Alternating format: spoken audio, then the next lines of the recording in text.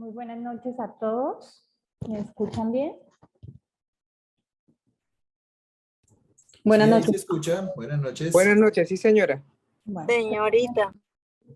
Bueno, lo que pasa es que teníamos aquí unos inconvenientes para poder grabar, para que a ustedes les quede la grabación y cuantas veces quieran volverla a repetir, pueden ingresar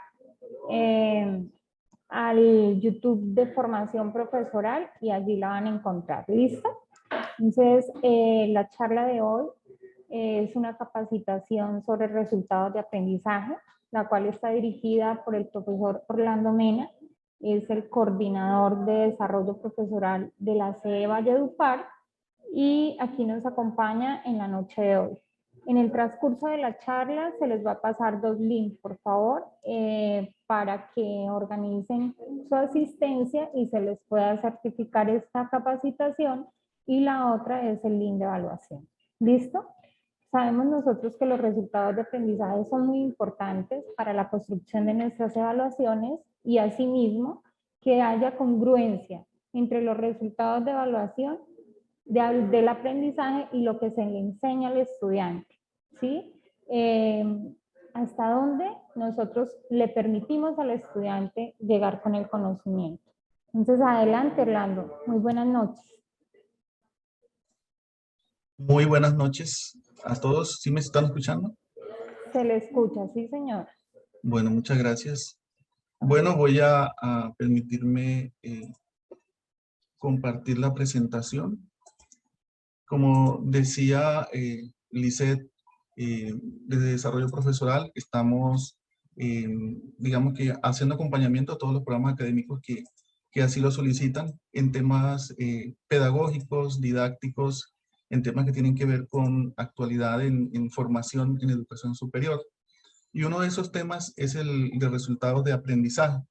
Con resultados de aprendizaje hemos venido trabajando realmente hace muchos años, pero pues ahora con la nueva normatividad es que se ha venido como a, digamos que a legalizar o a tener mucha información documental y de soportes y evidencias para poder, digamos que, entregar en un determinado momento ante una visita de pares. Pero pues esto siempre se ha venido realizando cuando nosotros desarrollamos procesos educativos en nuestra aula y en la cual pues queremos que los estudiantes obtengan cierto nivel de formación, que tengan ciertas habilidades, actitudes, ciertos conocimientos. Entonces, ahí estamos logrando esos resultados de aprendizaje. Entonces, bueno, vamos a iniciar primero con la revisión de unos conceptos. Sé que todos los profesores, o la mayoría, son del área de la salud, entonces, bueno, tengo también más adelante unos ejemplos del área de la salud que espero, pues, de todos escuchar también su opinión y participación cuando veamos esos ejemplos. Pero primero, entonces, vamos a iniciar con el tema de conceptualización. Cuando hablamos de resultados de aprendizaje no significa que vamos a dejar de lado las competencias.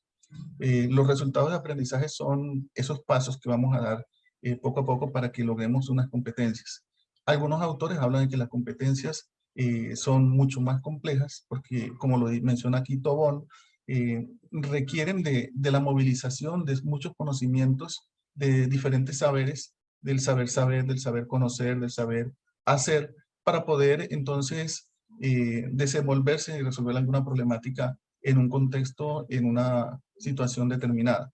Entonces, desde ese punto de vista, diríamos que la competencia es bastante compleja y que los resultados de aprendizaje nos van a permitir alcanzar esas competencias, ya sea en alguno de esos saberes de los que acabo de mencionar. Entonces, sobre competencias hay muchas definiciones, pero pues he tomado esta que más se acerca a lo que nosotros hemos venido trabajando, que es la de Tobón, y también la definición que nos presenta Tunen acerca de las competencias, donde nos dice también algo muy parecido, donde presenta que es también la reunión de una serie de atributos de conocimiento, de habilidades, de actitudes y responsabilidades, y que el estudiante las adquiere luego de un proceso formativo y que poco a poco las va perfeccionando con el transcurrir del tiempo. Es decir, que esto no termina con la titulación, la obtención de un título de grado, sino que continúa. El estudiante continúa formándose a lo largo de la vida. Y ese es precisamente una de las capacidades que debemos cultivar en los estudiantes, el poder estar aprendiendo continuamente.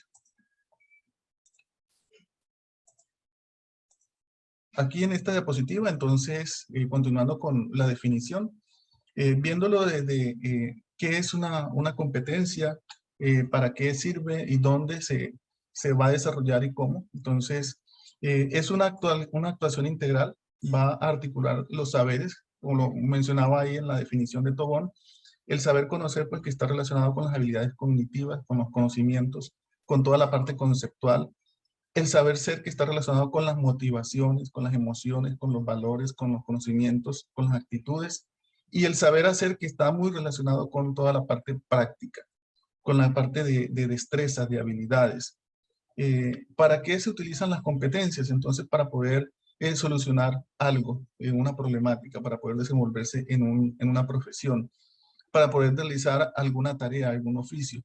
Pero también entonces en el campo educativo, para poder entonces lograr que un estudiante se forme en ciertos conocimientos disciplinares, en ciertas áreas del ser que contribuyen a todo lo que es la formación integral de esa persona.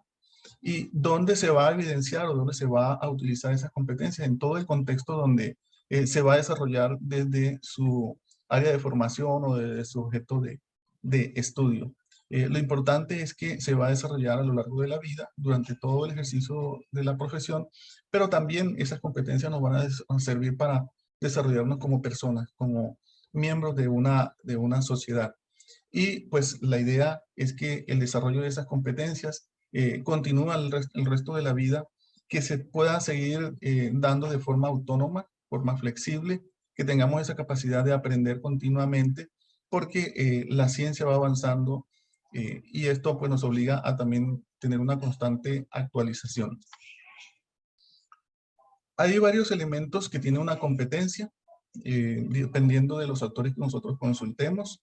Aquí presento la que nos muestra Tobón. Una competencia tiene estos 4 elementos: el verbo, el objeto de estudio, la finalidad y la condición de calidad. Pero ustedes pueden consultar autores y van a encontrar algunas diferencias en algunos casos. Lo importante es que se tenga claridad sobre qué autor vamos nosotros a estar trabajando y formulando esas competencias para que haya uniformidad en todo el programa académico. Entonces, si tomamos esta estructura que tiene 4 elementos, el verbo siempre es el que nos está mencionando cuál es la acción que va a hacer el estudiante, qué es lo que él va en concreto a realizar. Esa acción va a exigir de parte del estudiante unos procesos mentales que pueden ser de orden superior, a los cuales nosotros debemos tratar de llevar al estudiante para que desarrolle esas habilidades y esos procesos mentales. El objeto de estudio es donde va a recaer esa acción que está realizando en el verbo. Entonces, si yo digo analiza, describe, entonces el objeto de estudio ya sería esa temática, dónde se va a desarrollar o sobre qué va a tratar esa acción. La finalidad es el propósito, el para qué se va a realizar esa acción y en ese objeto de estudio. La condición de calidad, pues siempre va a ser unos criterios que nos van a definir que lo está haciendo de manera correcta, de manera idónea. A veces esa condición de calidad pues la da el mismo profesor o está definida ya también por algunos protocolos, algunos manuales, algunas técnicas. Entonces, de acuerdo a esa condición de calidad que el profesor ya le haya dado al estudiante, es que lo va a evaluar también. En esa condición de calidad es que se va a tener muy en cuenta la evaluación. Si esa acción que hemos nosotros descrito en el verbo se está haciendo con esos parámetros que se están describiendo en esa condición de calidad. Aquí tenemos entonces unos ejemplos de alguna redacción de competencias. Están, digamos que, diferenciadas por colores para poder identificar cada una de las partes. Resuelve conflictos de una forma constructiva. Ese sería el objeto de estudio. Y la finalidad, con el fin de minimizar los impactos negativos personales, teniendo en cuenta el manual de convivencia. Entonces, puede ser que el individuo haga esa resolución de esos conflictos pero teniendo en cuenta otros parámetros. Cuando el profesor lo vaya a evaluar, pues no saldrá muy bien evaluado si no tuvo en cuenta el manual de convivencia. Esa es la condición de calidad en la cual vamos a hacer la evaluación posteriormente. Entonces, la competencia también nos va a ir definiendo, al igual que los resultados de aprendizaje, cuál es la forma de enseñanza más adecuada y la forma de evaluación en la que tenemos que nosotros aplicar. Identifica las ideas principales y secundarias en textos funcionales y literarios para la construcción del mapa conceptual, siguiendo las indicaciones recibidas del profesor. Entonces ahí están los diferentes elementos de la competencia. Establece una buena comunicación interpersonal con los pacientes, familiares y otros profesionales, dirigiéndose con eficiencia y empatía. Entonces están esos requisitos que tienen que ser con eficiencia y empatía. Interpreta los aspectos principales de terminología y nomenclatura en la identificación de compuestos orgánicos, teniendo en cuenta las reglas de la IUPAC. Bien, en esta diapositiva, entonces, para comprender la diferencia entre resultados de aprendizaje y competencias. Entonces, las competencias las va a adquirir el individuo, en este caso el estudiante. Él va a continuar desarrollándolas y perfeccionándolas una vez que las ha logrado, y lo puede hacer durante el resto de la vida, para su ejercicio profesional, para su vida personal también. Los resultados de aprendizaje son unas metas que se propone el programa académico, sabiendo que si el estudiante logra esos resultados de aprendizaje, está adquiriendo las competencias que nos proponemos. Por lo tanto, diríamos que los resultados de aprendizaje son del programa académico, son la guía que utiliza el profesor para poder entonces definir unos contenidos, unas estrategias de enseñanza y unas estrategias de evaluación. Y de acuerdo a los resultados que se vayan obteniendo en el desarrollo de esos resultados de aprendizaje, se irán estableciendo algunos planes de mejoramiento, de actualización y de capacitación si es necesario para los profesores en temas de evaluación o en temas de estrategias pedagógicas y didácticas. Bien, entonces ahora revisemos conceptos sobre resultados de aprendizaje. Aquí tenemos dos conceptos que están muy relacionados. Recordemos que ahora el Ministerio de Educación Nacional ha decidido pues llevar una coherencia entre lo que es el registro calificado y los procesos de acreditación. Entonces aquí tenemos el decreto 1330 de 2019 que nos da una definición que es muy parecida a la que nos da el acuerdo 02 de acreditación. Entonces en el decreto 1330 nos dice que los resultados de aprendizaje son concebidos como las declaraciones expresas de lo que se espera que un estudiante conozca, demuestre en el momento de completar su programa académico. Entonces, eso es lo que él debe demostrar, ya sea conocimientos teóricos, habilidades o actitudes. Dichas declaraciones deberán ser coherentes con las necesidades de formación integral. Entonces deben ir en esa coherencia con todo lo que el programa está mostrando sobre formación integral, con lo que tiene como rasgo distintivo, también como todo aquello que diferencia al programa y a la institución. Y bueno, con las dinámicas propias de la formación a lo largo de la vida necesarias para un ejercicio profesional y ciudadano responsable. Por lo tanto, se espera que los resultados de aprendizaje estén alineados con el perfil de egreso. Entonces, aquí siempre vamos a estar trabajando con el perfil de egreso y esa es nuestra guía. Por eso diríamos que el perfil de egreso es un conjunto de resultados de aprendizaje que se han alcanzado. El perfil de egreso va a definirnos esa ruta, esa meta final que nosotros tenemos. En cuanto al acuerdo 02, también pues inicia con una conceptualización muy parecida sobre los resultados de aprendizaje, sino que más adelante nos menciona que los resultados de aprendizaje se constituyen en el eje de un proceso de mejoramiento, en el cual se evalúa el grado en el cual el estudiante se acerca a obtener los resultados definidos por el programa académico. Entonces aquí involucra mucho más todos los procesos de mejoramiento, de evaluación y de seguimiento de los resultados de aprendizaje. Si bien en el decreto 1330 también hay que tener en cuenta lo que es la evaluación y el seguimiento, en el acuerdo también se hace, por eso hay esa coherencia entre las dos normas, la de registro calificado y la de acreditación. Bueno, aquí tenemos otras definiciones, ya las que les había presentado son las definiciones desde la normatividad colombiana. En estas definiciones aparecen algunos autores que son muy parecidos a lo que tiene la normatividad. Entonces, son enunciados acerca de lo que se espera que el estudiante sea capaz de hacer. Entonces, el profesor tiene que saber que debe tener algunas estrategias de evaluación para poder posteriormente decir, él lo sabe hacer. Que sea capaz de comprender y que sea capaz de demostrar una vez terminado un proceso de aprendizaje. Son enunciados que están asociados a las actividades de aprendizaje y evaluación y que se orientan a la verificación de los procesos cognitivos, motores, valorativos, actitudinales y de apropiación de los conocimientos técnicos y tecnológicos requeridos en el aprendizaje. Entonces, observen aquí que los resultados de aprendizaje tienen varias connotaciones. Entonces, unos procesos cognitivos, motores, valorativos, actitudinales. El estudiante debe ser consciente de que eso debe lograrlo. Y el profesor entonces también tiene un compromiso de que debe lograr esto en los estudiantes. Para eso, pues entonces establecerá unas estrategias de enseñanza y también unas estrategias de evaluación. Continuamos con otra definición. Los resultados de aprendizaje son enunciados que especifican lo que el aprendiente va a saber o lo que él será capaz de hacer como resultado de una actividad de aprendizaje. Generalmente se expresan en forma de conocimiento, destreza o actitudes. También otra definición, un resultado de aprendizaje es un enunciado de lo que el aprendiente debe saber, comprender o ser capaz de hacer al término de un periodo de aprendizaje.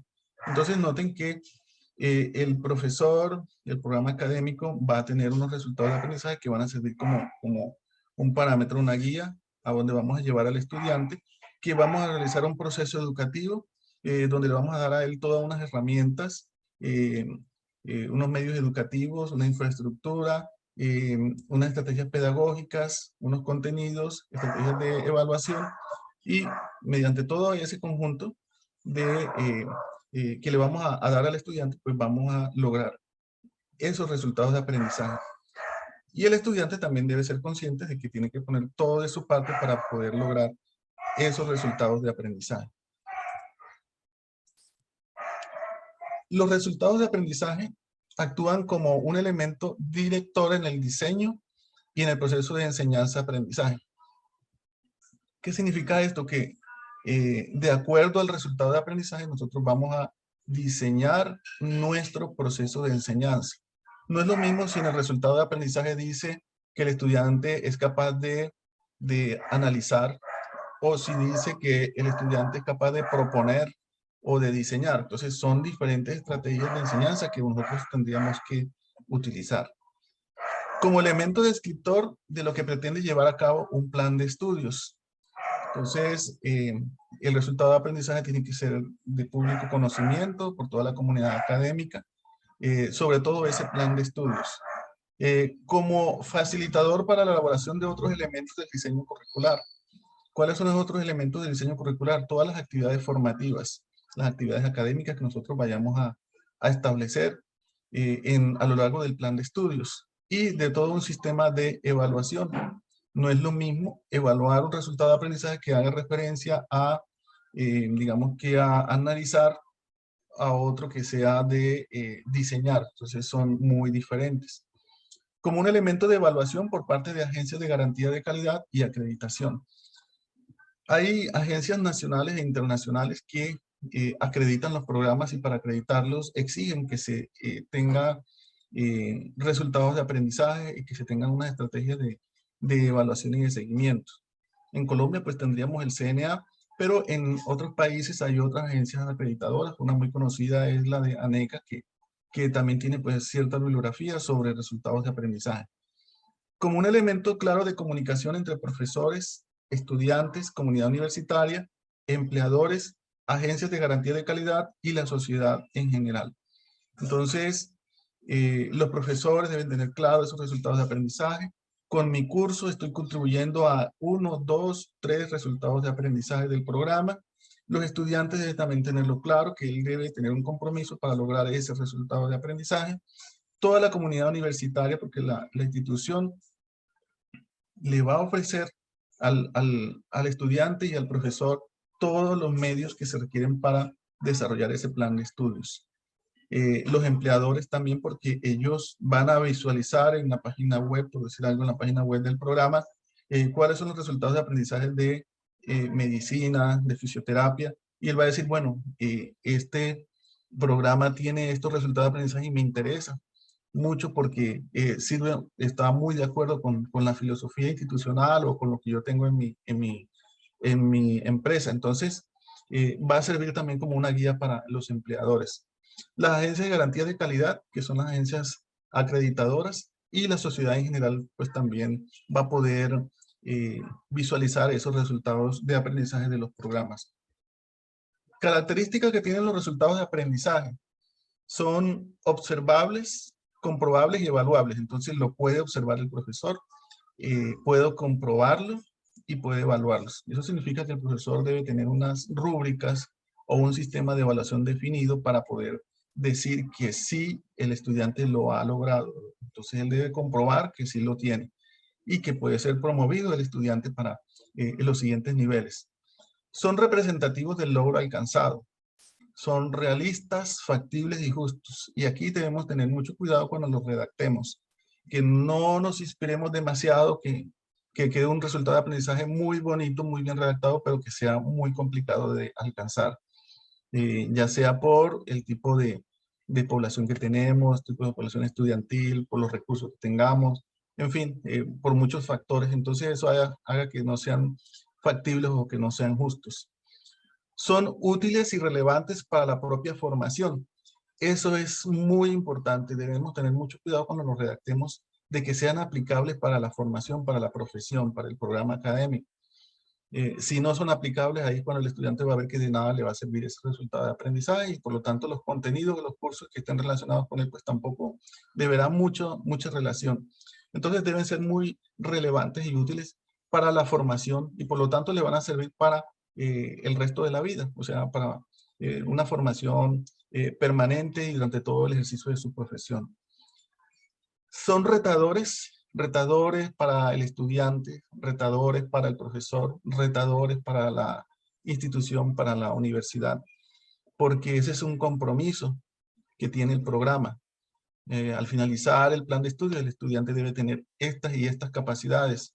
Entonces, es un compromiso, es un reto que tiene el programa. Y para eso, entonces, el programa va a disponer de todo un sistema donde hay una infraestructura física, unos laboratorios, unas aulas, todos unos ambientes de aprendizaje, unos medios educativos, un talento humano. Entonces, todo esto se va a disponer para poder lograr y cumplir con ese reto. Pero para el estudiante también es un reto.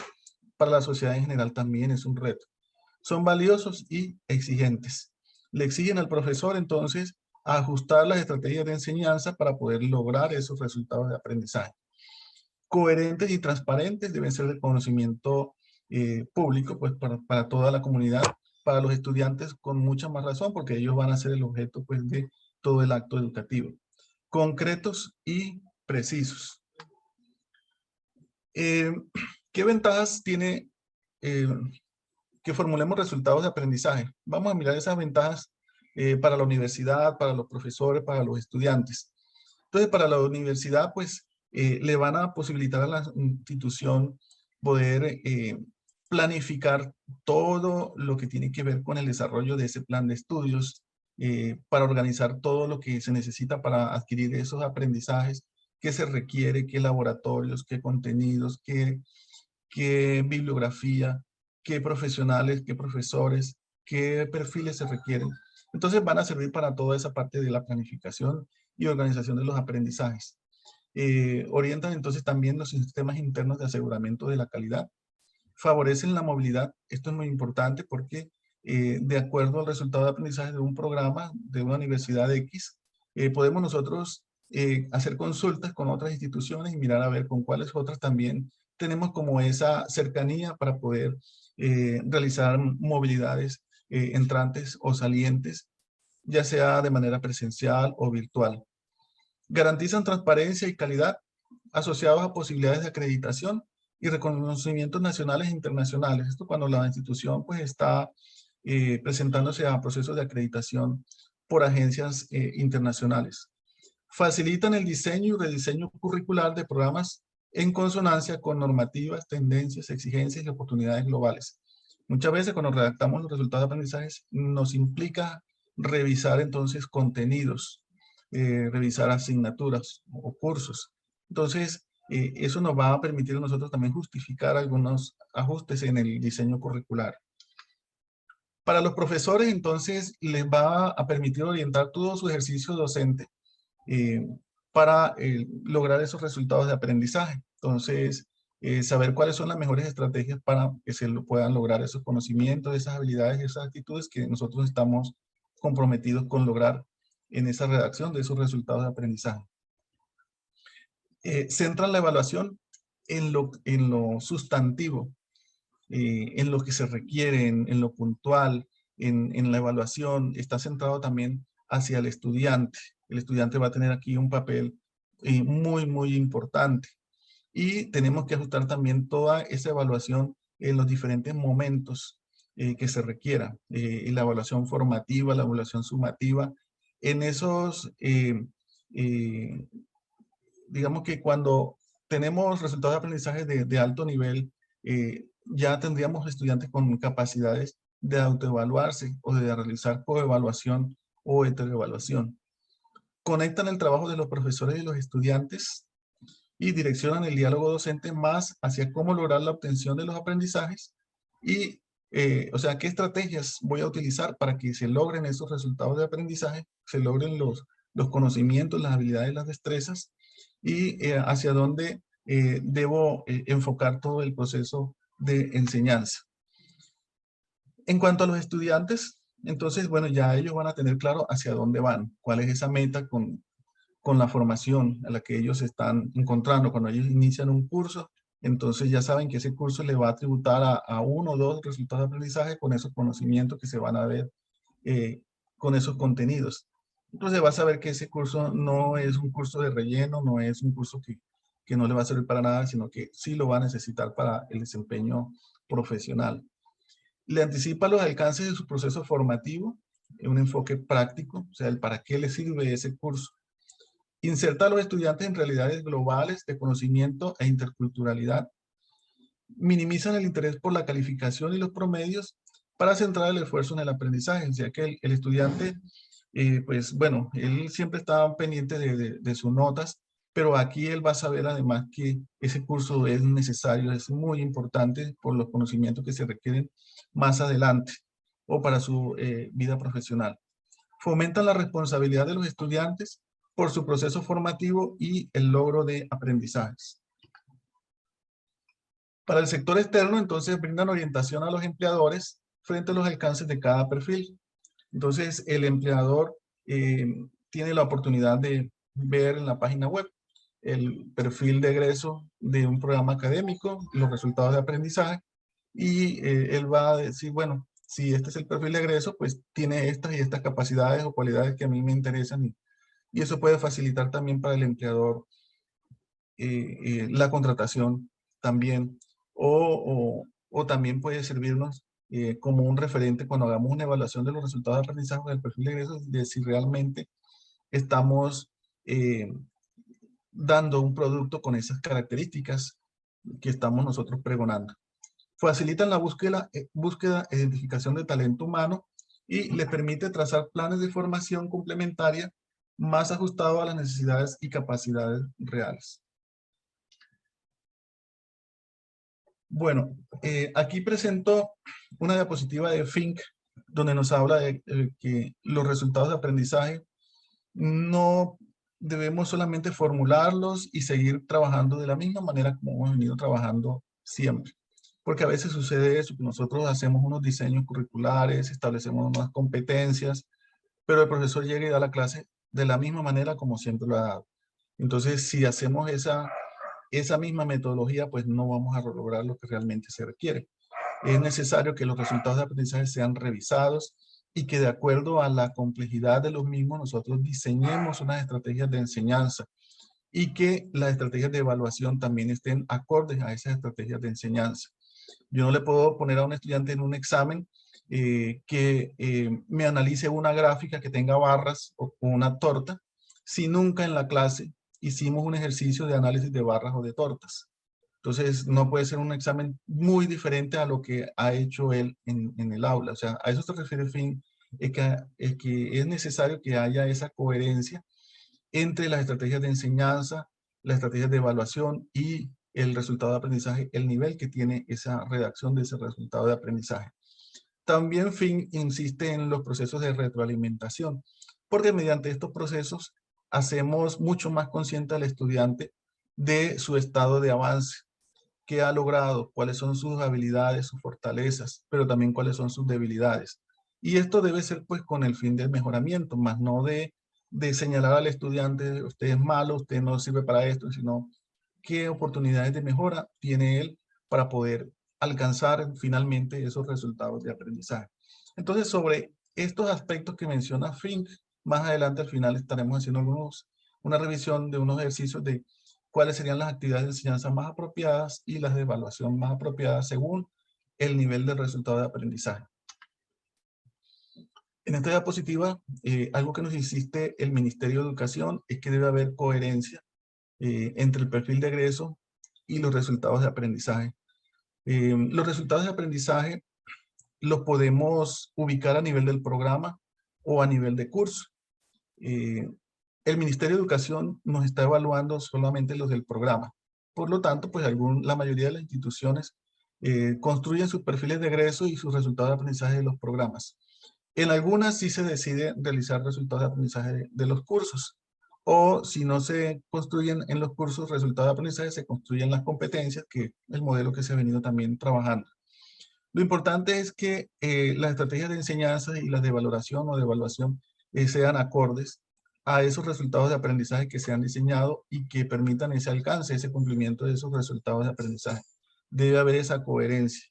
Y algo que también nos está pidiendo la legislación, digamos que la resolución 02-1795 de 2020, son las evidencias. Evidencias de los últimos 7 años de todos los procesos que realizamos internamente. Uno de ellos son lo que tiene que ver con todo lo curricular. Bien, junto con resultados de aprendizaje, hay otro tema que tenemos que revisar y es el de las taxonomías. La taxonomía pues, no es otra cosa sino la organización de ciertos individuos, teniendo en cuenta ciertas características que los hacen de pronto comunes y lo podemos agrupar, definir, pero desde el punto de vista educativo los resultados de aprendizaje, pues la taxonomía van a permitir entonces organizar o clasificar los objetivos educativos para que los profesores entonces puedan diseñar estrategias de enseñanza y estrategias de evaluación que permitan llevar al estudiante hacia cierto nivel. Entonces la taxonomía está muy relacionada con el nivel de avance, de alcance, a donde tenemos el propósito de llevar al estudiante. Entonces, sobre taxonomías, hay muchas taxonomías, aquí coloco algunos nombres, pero hay muchas más taxonomías. Resalto un poquito más en negrilla la taxonomía de Bloom, que es la más antigua, la más conocida, y es sobre la que, pues digamos que han surgido muchas otras taxonomías. Han tomado la de Bloom y la han mejorado o la han definido algunos énfasis. Pero hay otras, la de Marzano que también se usa, la de Solo, la de Tobón, son las más mencionadas. Entonces, pues yo les voy a mostrar, pues a grandes rasgos, algunas de esas taxonomías. La más antigua, como les decía, es la de 1956, que sacó Benjamin Bloom. Él era un psicólogo que él observaba cómo era que un estudiante que entraba a primer semestre, pues sin conocimientos, con miedos, con de pronto propósitos, con deseos, iba poco a poco progresando a lo largo del programa académico. Cuando llegaba a décimo, se encontraba con que era muy diferente a ese estudiante de primero. Era una persona empoderada, que tenía muy buenos conocimientos, que tenía habilidades, destrezas, era como todo un profesional. Entonces decía, bueno, ¿qué pasó aquí en ese tiempo? cómo fue su nivel de avance, cómo se fue complejizando, cómo fueron sus habilidades de pensamiento. Entonces así él obtuvo pues una clasificación, una categorización de esos avances y es donde saca él entonces la taxonomía de Bloom. En el año 1982, John Biggs publicó una taxonomía en donde pues tomó como base la de Bloom, pero pues la enfocó hacia la observación de cómo avanzaba ese aprendizaje en 4 grandes etapas, que ahorita más adelante se las voy a mencionar. Eh, John Biggs le dio el nombre de SOLO, que son las iniciales de la taxonomía, Structure of the Observer Learning Outcome, son las iniciales, por eso se le dice taxonomía de SOLO. Fink sacó en el 2003 una taxonomía que es mucho más exigente, que, o bueno, si algún programa académico la adopta, sería muy bueno porque va a lograr pues aprendizajes significativos y a lo largo de la vida. Pero pues muy exigente para el profesor por las estrategias pedagógicas que debe utilizar y pues debe estar también acorde con el modelo pedagógico que tenga la institución. Norman Webb nos saca la taxonomía de profundidad del conocimiento o DOK y nos habla de unos niveles DOK. Ahorita más adelante miramos cuáles son esos niveles DOK. Y también en el 2009, Marzano y Kendall publican otra taxonomía, que es la taxonomía de Marzano, que él la publicó aproximadamente en el 2003, pero posteriormente con ayuda de Kendall la perfeccionaron y la publicaron en el 2009. Así pues, también hay otras taxonomías, pero pues vamos a mirar solo estas que tenemos aquí. Comenzamos con la taxonomía de Bloom. La taxonomía de Bloom tiene 3 dominios. Bloom observó que durante pues, el transcurso de la vida universitaria, el estudiante desarrollaba unas operaciones mentales, unos conocimientos teóricos, pero también aprendía a hacer algo de esa profesión, unas habilidades, unas destrezas. Y también había algo afectivo, algo que tenía que ver con el ser, con esa identidad, con ese gusto por esa profesión. O sea, yo soy médico y me encanta y defiendo mi profesión. Entonces, ¿qué pasó allí? ¿Qué tuvo que ver la formación para que él llegara a tener ese afecto y esa defensa de esa profesión? Entonces, él lo clasificó en 3 dominios, el cognitivo, el afectivo y psicomotor, todos esos procesos que se daban en el estudiante. Esta ha sido pues, de pronto una crítica a la taxonomía de Bloom y por eso es que han surgido otras taxonomías en las que deciden integrar esos dominios en uno solo. Pero bueno, entonces vamos a trabajar con la de Bloom, primero que todo. Tenemos esos 3 dominios, cognitivo, afectivo y psicomotor. El cognitivo hace referencia con todos los procesos mentales que van desde los más sencillos de la memoria hasta procesos ya de diseño, de evaluación, de síntesis. Entonces aquí está la escala del cognitivo, el más sencillo, el nivel más básico es el de conocimiento, luego el de comprensión, aplicación, análisis, síntesis y evaluación.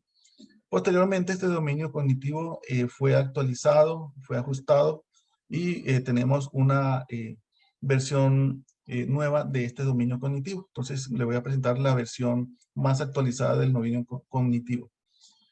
El dominio afectivo hace relación entonces a esa identidad, a ese afecto por las actividades propias de esa profesión. Inicia con la recepción, luego respuesta, valoración, organización y por último caracterización. Y el psicomotor es con todas las habilidades, todo lo del hacer, toda la parte práctica. Entonces, él inicia con la imitación, luego manipulación, precisión, articulación y naturalización. Vamos a ver estos dominios. Comenzamos con el afectivo, luego el psicomotor y dejo de último el cognitivo, que es el que tiene un ajuste en los últimos niveles. Entonces, el dominio afectivo tiene estos niveles: recepción, respuesta, valoración, organización y caracterización. En recepción es cuando el estudiante llega a nuestra clase. Él dice que bueno, él está allí porque él quiere aprender mucho más, pero pues hasta allí llega todo. Si él solamente está como dispuesto. Pero poco a poco, a medida que el profesor le vaya asignando actividades, que se vayan viendo los contenidos, él va cambiando su predisposición de solamente querer aprender a involucrarse. Entonces, a hacer trabajos en equipo, a participar a medida que él va leyendo, que él va estudiando, va a tener ya un bagaje mayor y poco a poco va participando y va dando sus opiniones, sentando posición. Y así es como vamos viendo el avance en cada uno de estos niveles, hasta que llegue al nivel de caracterización, donde él está completamente identificado con esa área, defiende muy bien la problemática que se desarrolla en esa área, porque tiene unos fundamentos teóricos de esa área, y está muy relacionado también con su capacidad de trabajar en equipo, de aplicar todo lo que tiene que ver con ética, con valores, con responsabilidad, todo lo que tiene que ver con el comportamiento. Entonces, en el nivel más alto, que es el de caracterización, él ya ha adquirido todas esas capacidades desde el dominio afectivo. En cuanto al dominio psicomotor, comienza con el nivel de imitación. Cuando él llega a la clase por primera vez, entonces el profesor le dice, bueno, miren, ¿cómo es que vamos a aprender a, digamos que a colocar una inyección? Entonces, miren cómo lo voy a hacer. Entonces, ese es el nivel de imitación. El profesor les hace la demostración, todo lo primero, la técnica de la asepsia, cómo lo tienen que hacer, cómo coger la jeringa, cómo colocarla, todo el protocolo en sí. Ya viene después, entonces, el profesor le dice, bueno, ya ustedes lo vieron cómo lo hice, ahora comiencen a hacerlo ustedes. Y es cuando comienza con la fase de manipulación. Ya él comienza, mediante esas instrucciones que le ha dado el profesor y guiado por él, entonces poco a poco practicando para adquirir ciertas destrezas. Luego pasa al nivel de precisión, donde pues ya lo hace con mayor confianza, pero sigue cometiendo errores, pero para eso está el profesor allí al lado, o él mismo puede empezar a solucionar algunas problemáticas que se puedan presentar. Luego el nivel de articulación ya tiene muchas más habilidades, más destreza, hasta que llega al nivel de naturalización, donde él lo hace con todos los protocolos, lo hacen con mucho éxito, y si se presenta alguna problemática, él es capaz de resolverlo. En ese nivel de naturalización se habla de que lo ideal es llegar al nivel de que lo haga sin pensar. Entonces imaginémonos cuando nosotros estuvimos aprendiendo a manejar un vehículo. En el nivel de imitación, el instructor nos decía qué tiene el vehículo, en las partes, los cambios, todo. Y cuando íbamos a meter cambios, se nos apagaba el carro, nos dábamos, o íbamos a meter cambios, teníamos que mirar a un lado y mirar, y no éramos capaces de hacer todas las actividades a la vez. Pero cuando ya estamos en el nivel de naturalización, nosotros salimos de nuestra casa, nos vamos al trabajo manejando, y ni nos acordamos cuántas veces metimos cambios, frenamos, arrancamos, en fin, lo hicimos de una manera sin pensar, pero haciéndolo todo bien, con todas las habilidades y las destrezas que ello requiere. Ahora pasamos el dominio cognitivo, donde tenemos en la escala, desde el nivel más bajo, que sería recordar y comprender, que son los niveles de pensamiento de orden inferior, para los niveles superiores, que serían aplicar, analizar, evaluar y crear. Esos son los niveles de pensamiento de orden superior. Debemos tratar de llevar a nuestros estudiantes a los niveles de orden superior. Si estamos hablando de resultados de aprendizaje del programa, y como es un programa profesional, debemos tratar de que nuestro estudiante esté en el nivel, por muy bajito que sea analizar, pero ojalá que esté en el nivel evaluar o crear, porque no podemos concebir un profesional que no sea capaz de analizar, ni de proponer o de evaluar.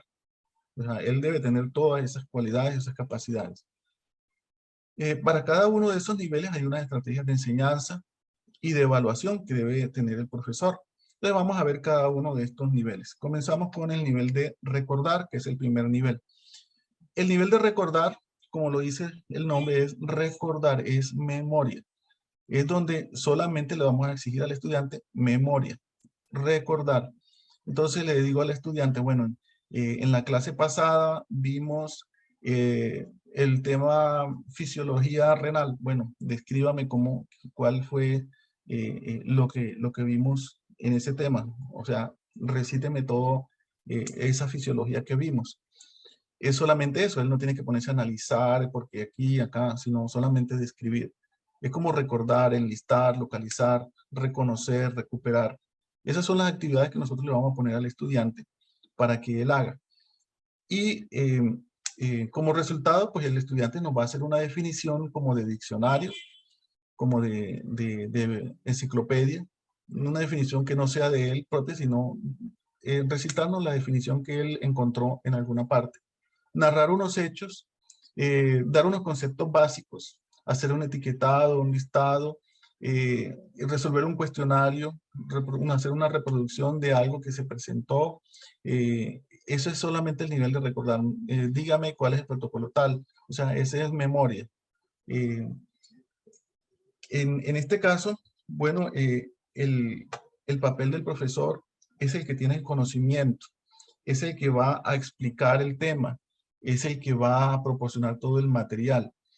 O sea que el profesor es el que tiene el mayor papel aquí, el papel central, eh, y el estudiante solamente debe tener una actitud receptiva para poder memorizar, para poder aprender, pero de memoria. Entonces, porque es este nivel de recordar, ese es el nivel más bajo. Eso requiere que además el estudiante esté concentrado. Entonces, cuando el profesor que está en el aula de clase está al frente del tablero y habla todo de manera magistral. Esto es así, así, así, así, así. Y si ve a algún estudiante que está distraído, le llama la atención. Concéntrese, mire lo que estoy diciendo, vea que lo que yo estoy diciendo tal cual, como se lo estoy diciendo, se lo voy a colocar en el examen.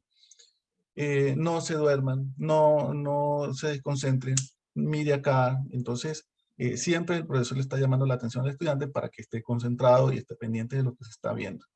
¿Qué tiene que hacer el estudiante para la evaluación? Entonces, revisar los apuntes o la grabación, porque de ahí va a salir las preguntas. Entonces, va a ser un examen memorístico.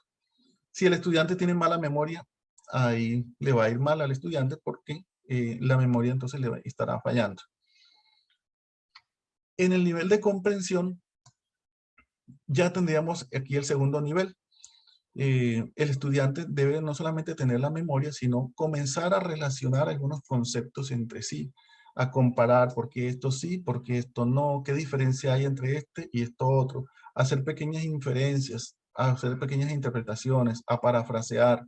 Yo le digo, mira, aquí está este texto, hágame un resumen de ese texto, explíquenlo un poco con sus palabras. Eso es el nivel de comprensión.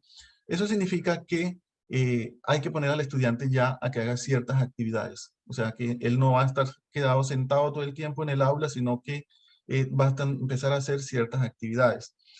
¿Qué preguntas le podría hacer al estudiante? ¿Puedes explicar qué está ocurriendo? ¿Cómo clasificaría esto? ¿Cómo lo compararías? ¿Cómo lo contrastarías? ¿Qué diferencia hay entre este concepto y este otro? ¿Cómo lo podría parafrasear? ¿Cómo lo resumirías? Entonces son preguntas clave que yo le puedo hacer al estudiante para poder desarrollar este nivel de comprensión. Hay unos verbos, unas palabras claves que yo puedo utilizar para la redacción de los resultados de aprendizaje. Entonces, por ejemplo, comparar, clasificar, contrastar, parafrasear. Esos son verbos que si yo los utilizo, sé que es para ese nivel de comprensión y que lo que le voy a pedir al estudiante es solamente eso, que me haga unos ejemplos, una pequeña explicación, un esquema, una diferenciación, un cuadro comparativo. De pronto comenzar a hacer algún mapa, conceptual donde él tiene que clasificar, tiene que jerarquizar, pero no vamos tan complejos donde él tenga que hacer análisis. Solamente es como hacer esas diferenciaciones, esas clasificaciones. Porque si ya él comienza a hacer análisis, lo vamos a llevar al otro nivel. Entonces es solamente esto hasta el nivel de comprensión.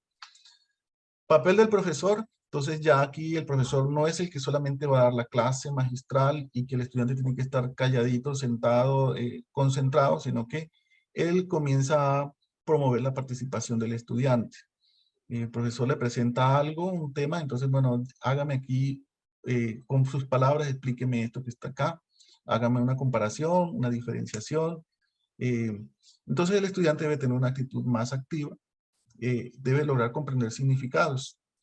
¿Y cómo lo vamos a evaluar? Bueno, con un examen donde le coloquemos alguna problemática, donde él tenga que hacer un cuadro comparativo, un cuadro sinóptico, donde él tenga que hacer parafrasear, no es hacer un ensayo, porque ya lo estaríamos llevando a un nivel más alto, sino solamente parafrasear, hacer algunos resúmenes, algunas exposiciones sencillas, y comenzar a que él comience a practicar debates. También puede ser una buena opción.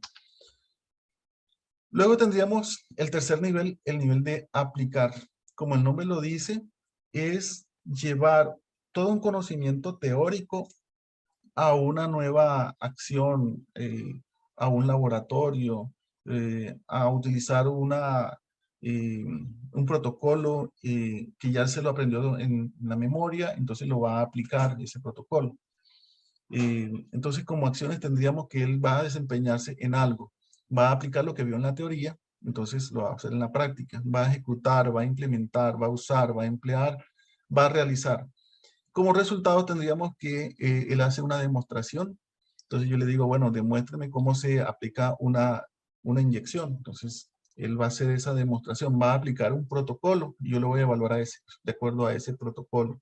Puede hacer un diario, unas ilustraciones, una entrevista, una interpretación, una simulación, una presentación, un dibujo que le va a él también implicar, aplicar protocolos o algunos conocimientos que se vieron en la teoría.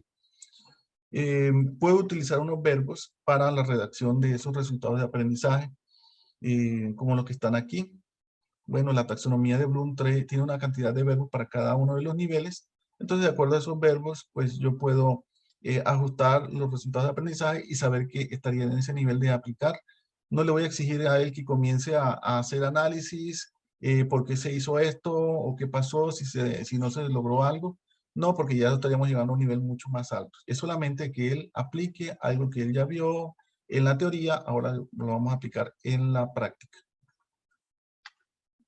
El papel del profesor, entonces, guiar al estudiante hacia esa aplicación, a la experimentación, a que él comience a desarrollar todo lo que se ha visto. No es a que el profesor haga una demostración, sino que el estudiante comience a hacerlo, para que él comience a tener habilidades y ciertas destrezas. El estudiante entonces debe tener una actitud más activa. Aquí al contrario, no podemos decir al estudiante quédese quieto, sentado. No, venga, haga.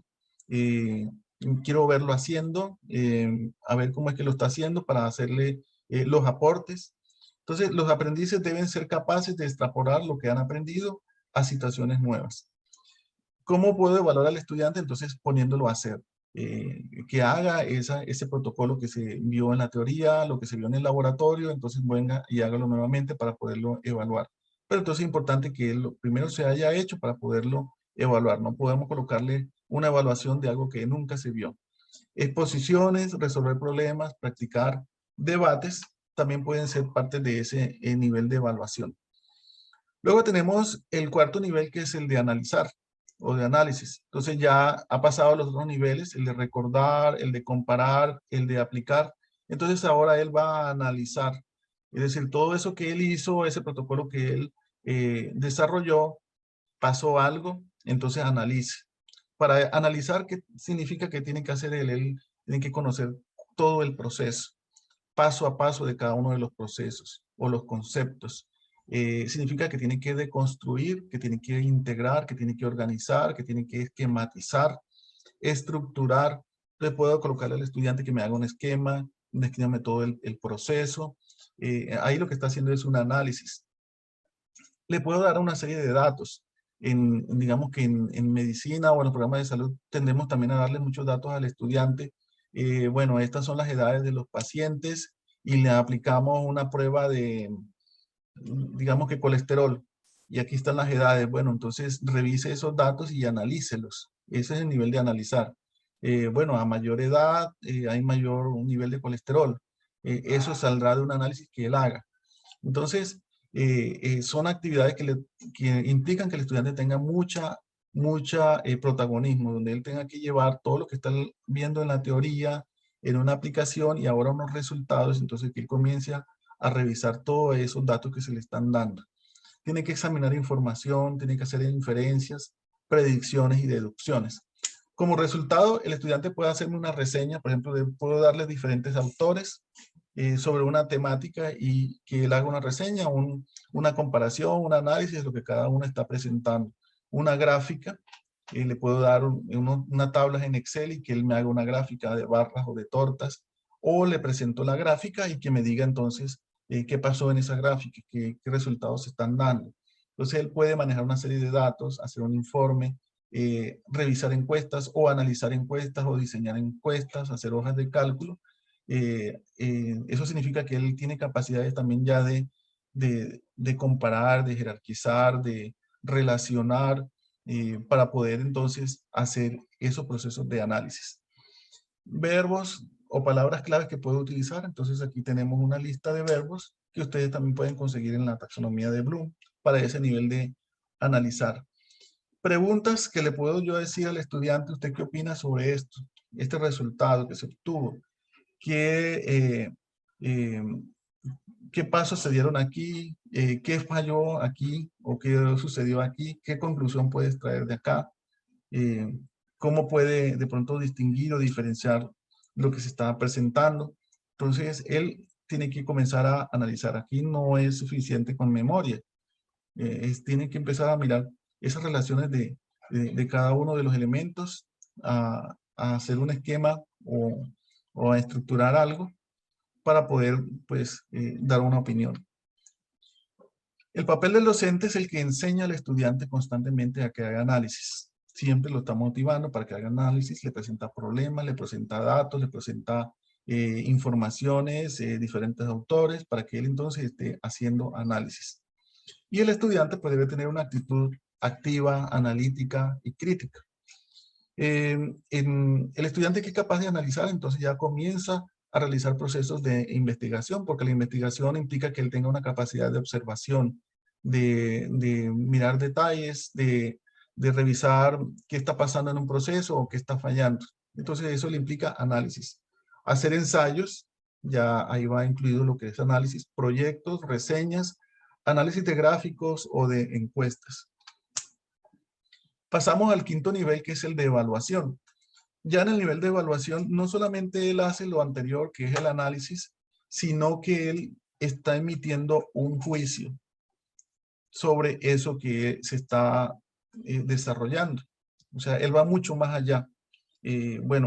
Aquí tenemos una gráfica que está presentando una tendencia: entre mayor edad es más alto el valor del colesterol. Entonces, él dice, bueno, esto se presenta porque pasa esto y esto y esto fisiológicamente, o por algunos factores biológicos, externos, en fin. Entonces, él está haciendo como una evaluación de lo que se ha presentado, pero basado en muchos argumentos y en muchas teorías que ya pues son reconocidas y que son aceptadas. ¿Qué acciones le puedo colocar al estudiante? Entonces, que compruebe, que deconstruye, que integre, que organice, que esquematice, que estructure. O sea, mucho más allá de un simple análisis.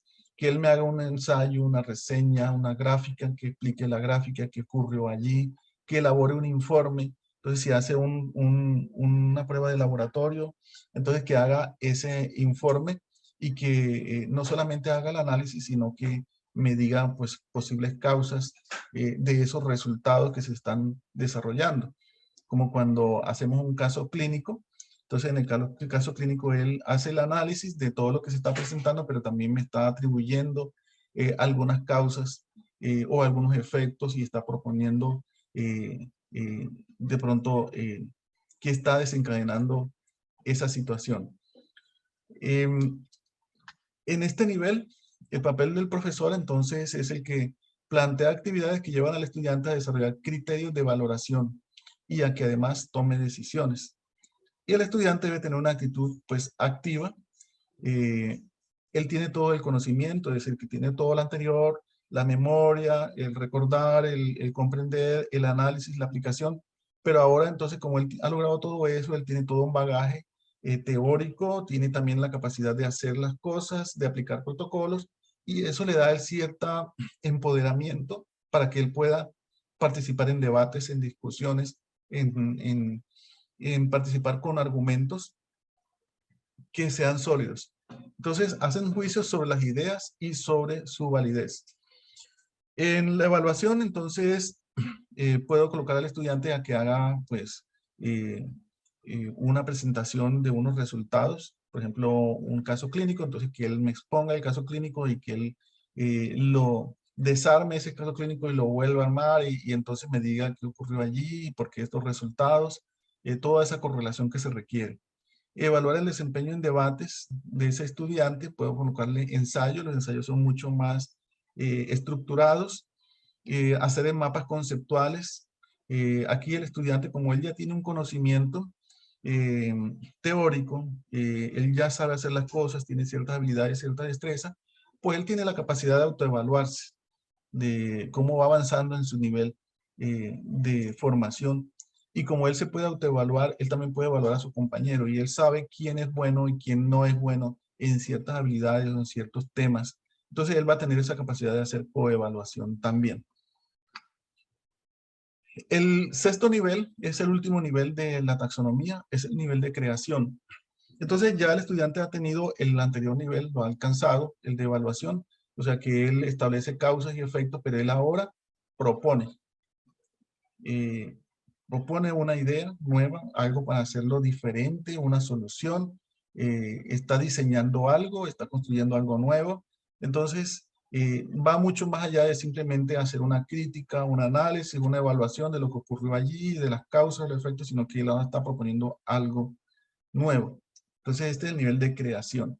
A ese nivel debemos llevar siempre, pues, a nuestros estudiantes. Ojalá todos nuestros estudiantes llegaran al nivel de creación, que él no solamente haga evaluación, sino que él sea propositivo, que sea siempre, tenga una visión mucho más amplia para poder solucionar problemáticas, teniendo un papel, pues, más de líder o un papel que sea capaz de llevar todo un equipo de trabajo para solucionar alguna problemática. Entonces, como acciones, entonces serían construir, diseñar, trazar, idear, planificar, producir, hacer. ¿Qué le puedo además pedir al estudiante? Que, por ejemplo, un anuncio, cuando el estudiante está en prácticas clínicas, por ejemplo, le puedo decir, bueno, esta semana vamos a trabajar con los pacientes, un tema, por decir algo, enfermedades respiratorias. Entonces, elabórenme un, un folleto y vamos también a hacerles una charla a los pacientes que están allí en la sala de espera. Entonces, él debe saber qué va a llevar ese folleto, qué imágenes va a colocar. Eso es diseñar, eso es crear. Partiendo de un conocimiento que él ya tiene, entonces él va a diseñar ese anuncio, ese folleto, y también va a organizar esa temática que va a presentar. Bueno, le voy a presentar una definición, unas características clínicas, las causas, la etiología, también le puedo presentar tratamientos o prevención, en fin, él tomará entonces esas decisiones porque él ya tiene todo un bagaje, unos conocimientos, él tiene la capacidad de evaluar, pero ahora tiene esa capacidad de crear. Hacer una película, un video, pues qué va en ese video, sobre qué se va a hablar, qué medios se van a presentar, un juego que se haga, un dibujo, qué va a llevar el dibujo, un plan, un proyecto. Aquí él es capaz de formular proyectos para poder solucionar una problemática que se esté presentando. ¿Qué pregunta le puedo yo hacer? ¿Cómo mejoraría esto? ¿Qué pasaría si cambiamos esto?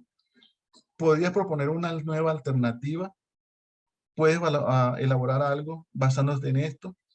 ¿De qué forma lo evaluarías y qué otra teoría o qué otra forma propondrías para solucionar esa problemática? Entonces son de pronto preguntas clave que yo podría utilizar para que el estudiante entonces comience a pensar, a analizar y a decir, bueno, si esto se hace así, así, bueno, pudiese ser que proponiendo esto, entonces se soluciona. Bueno, aparecen aquí unas palabras clave que puedo utilizar que nos da la taxonomía de Bloom para la redacción de los resultados de aprendizaje con estos verbos en este nivel de creación. Papel del profesor. Orientar siempre al estudiante a que esté proponiendo, a que esté creando, a que esté innovando. Y eso le va a generar al estudiante estar ideando nuevas soluciones. Entonces, retar al estudiante para que él lo esté haciendo frente a todas las problemáticas que él está viendo, recordemos que nuestro modelo pedagógico tiene un punto muy importante que es el mundo real.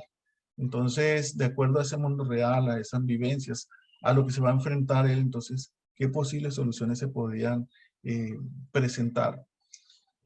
Organizar concursos de ideas es muy bueno, una buena estrategia en un salón en el que todos participan y pudiesen entonces cada uno ocurrírsele ideas muy buenas para poder solucionar una problemática. O trabajar en equipos multidisciplinarios. Ahora que estamos trabajando con educación interprofesional, son también espacios muy buenos para que cada uno tenga la oportunidad de dar aportes. La actitud del estudiante, actitud innovadora, creativa, propositivo, participativo, trabajador en equipo, visualiza los fracasos como oportunidades para aprender. Entonces, no se va a sentir como que mal definitivamente porque no le salió bien, sino que, bueno, así no se da, entonces busquemos otra manera de hacer las cosas. Entonces, siempre están mirando qué alternativas pudiesen presentarse para solucionar una problemática. Desde ese punto de vista, entonces, el estudiante tiene una mayor formación cognitiva, es prácticamente ya como un nivel de profesional, donde él tiene la capacidad de autoevaluarse, pero también la capacidad de evaluar a otros, de hacer procesos de retroalimentación, de reflexionar sobre su avance.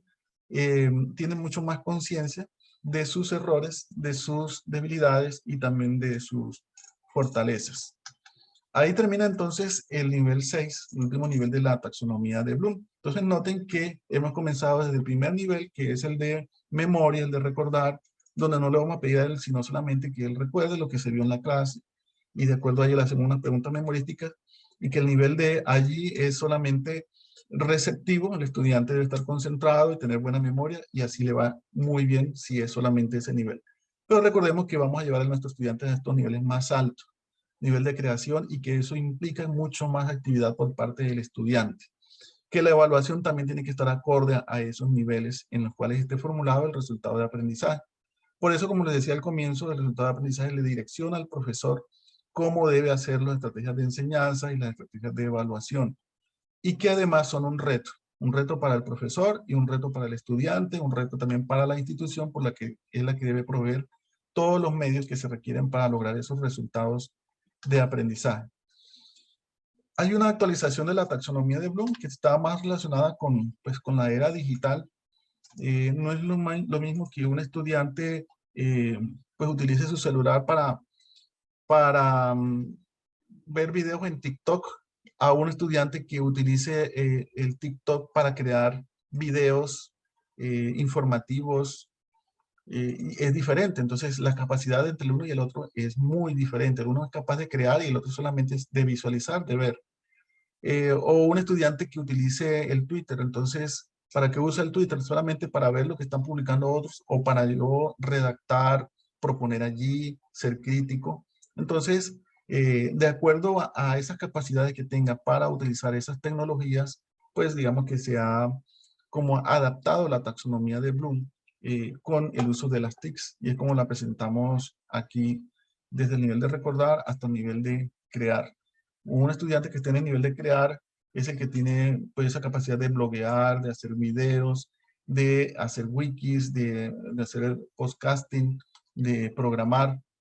Mientras que alguien que no, que es la mayoría, es solamente ver las redes sociales, estaría en el nivel de recordar.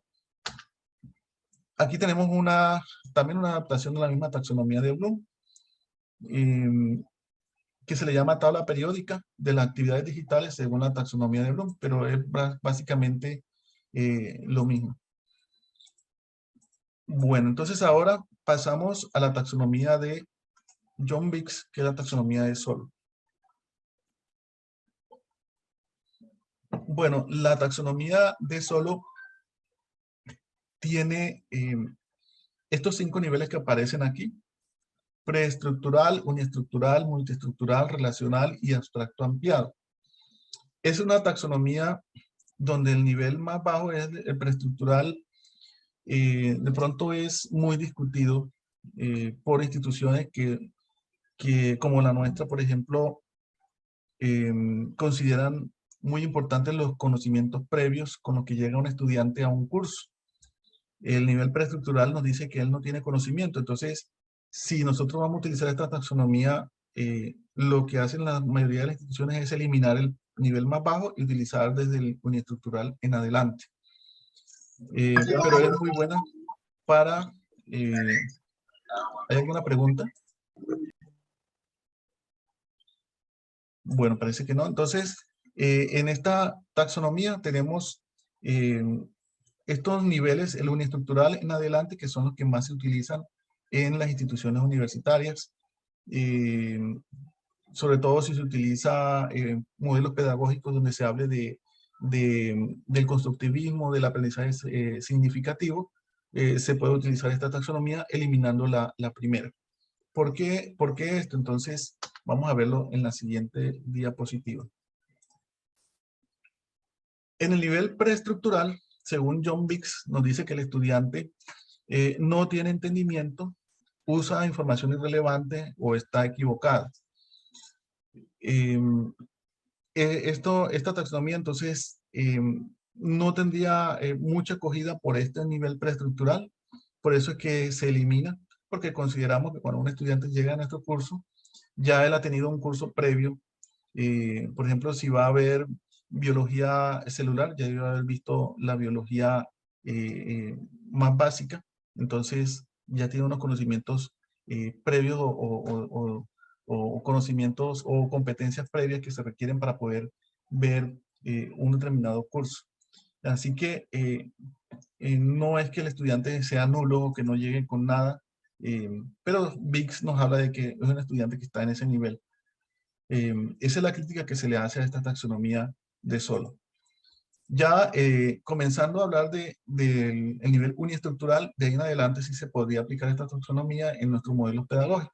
En uniestructural es donde el estudiante pues tiene esa capacidad memorística que nos habla Bloom en su primer nivel y en su segundo nivel. O sea, este nivel uniestructural toma Bloom primero y segundo nivel y unifica también todo lo que tiene que ver con el ser, con el hacer, y nos hace este nivel que se llama uniestructural.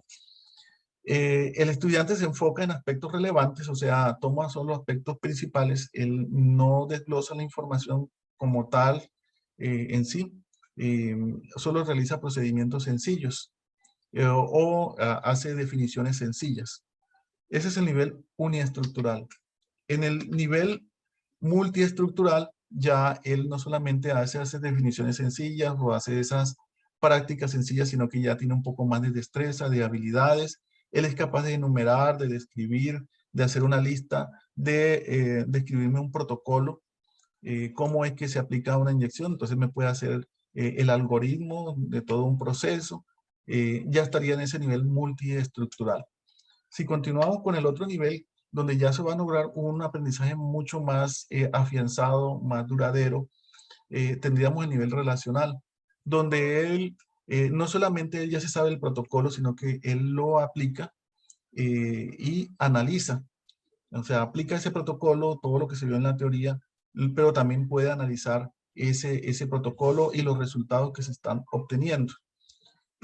Aquí entonces él hace comparación, contraste, explicación, revisar causa, efectos, aplicación, análisis o relacionar los conceptos. Y en el último nivel, entonces es donde él es capaz de evaluar, de hacer hipótesis, de plantear soluciones, de proponer o de teorizar o de generalizar o de reflexionar. Entonces él ya hace muchas actividades, articula la teoría con la práctica y tiene además todo lo relacionado con la formación integral, con todo lo que tiene que ver con el ser. Ese sería el nivel mucho más alto, más elevado de la taxonomía de Solo. Entonces noten, es una taxonomía que tendría 4 niveles, si eliminamos el primero, y tiene unos verbos pues ya definidos también en esta taxonomía que pudiésemos nosotros revisar para poder definirnos por esta taxonomía. Otra taxonomía es la taxonomía de Marzano y Kendall. En esta taxonomía están definidos 6 niveles, pero de esos 6 niveles, los primeros 4, miren que entre paréntesis dice sistema cognitivo, los primeros 4 son de un sistema llamado cognitivo, o sea, de la adquisición del conocimiento de todos los procesos mentales que se van desarrollando. Luego pasa a un nivel 5, que es el metacognitivo, donde tengo la capacidad de revisar mis metas, de cómo las he alcanzado, qué tanto me falta. Y un nivel 6 de sistema de conciencia interna, de conciencia del ser, eh, de capacidades, de habilidades que el estudiante tiene para poder, eh, digamos que tener más claro qué le hace falta para poder lograr algo. ¿Alguien levantó la mano?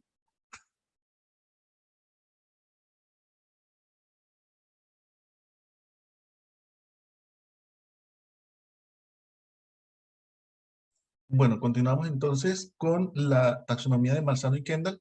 Entonces nos da estos niveles, 6 niveles y unos dominios del conocimiento.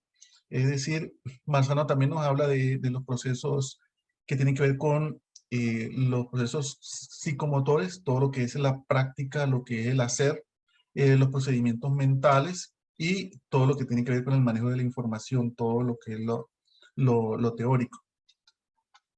Marzano entonces tiene eh, eh, estos niveles con unas definiciones. Bueno, aquí tenemos el conocimiento, el primer nivel, comprensión el segundo, análisis el tercero, el cuarto, utilización, que son los que están aquí en gris, y son los del sistema de cognición, que nos hacen referencia a cómo va avanzando los niveles de pensamiento hasta llegar a los pensamientos de orden superior. Luego el sistema de la metacognición, y por último, el sistema de conciencia del ser. ¿Hacia dónde tenemos que llevar al estudiante? Hacia metacognición y sistema de conciencia del ser. Un estudiante que es capaz de hacer metacognición, entonces tiene claro sus metas, tiene la capacidad de monitorear todos sus procesos, de ajustar todos los procesos para poder seguir avanzando. Y el que tiene el sistema de conocimiento del ser, tiene la capacidad de autoevaluarse, de evaluar sus emociones, de sus motivaciones, pero sabemos que ya tiene esas capacidades anteriores de evaluación, de proposición, de análisis, de síntesis.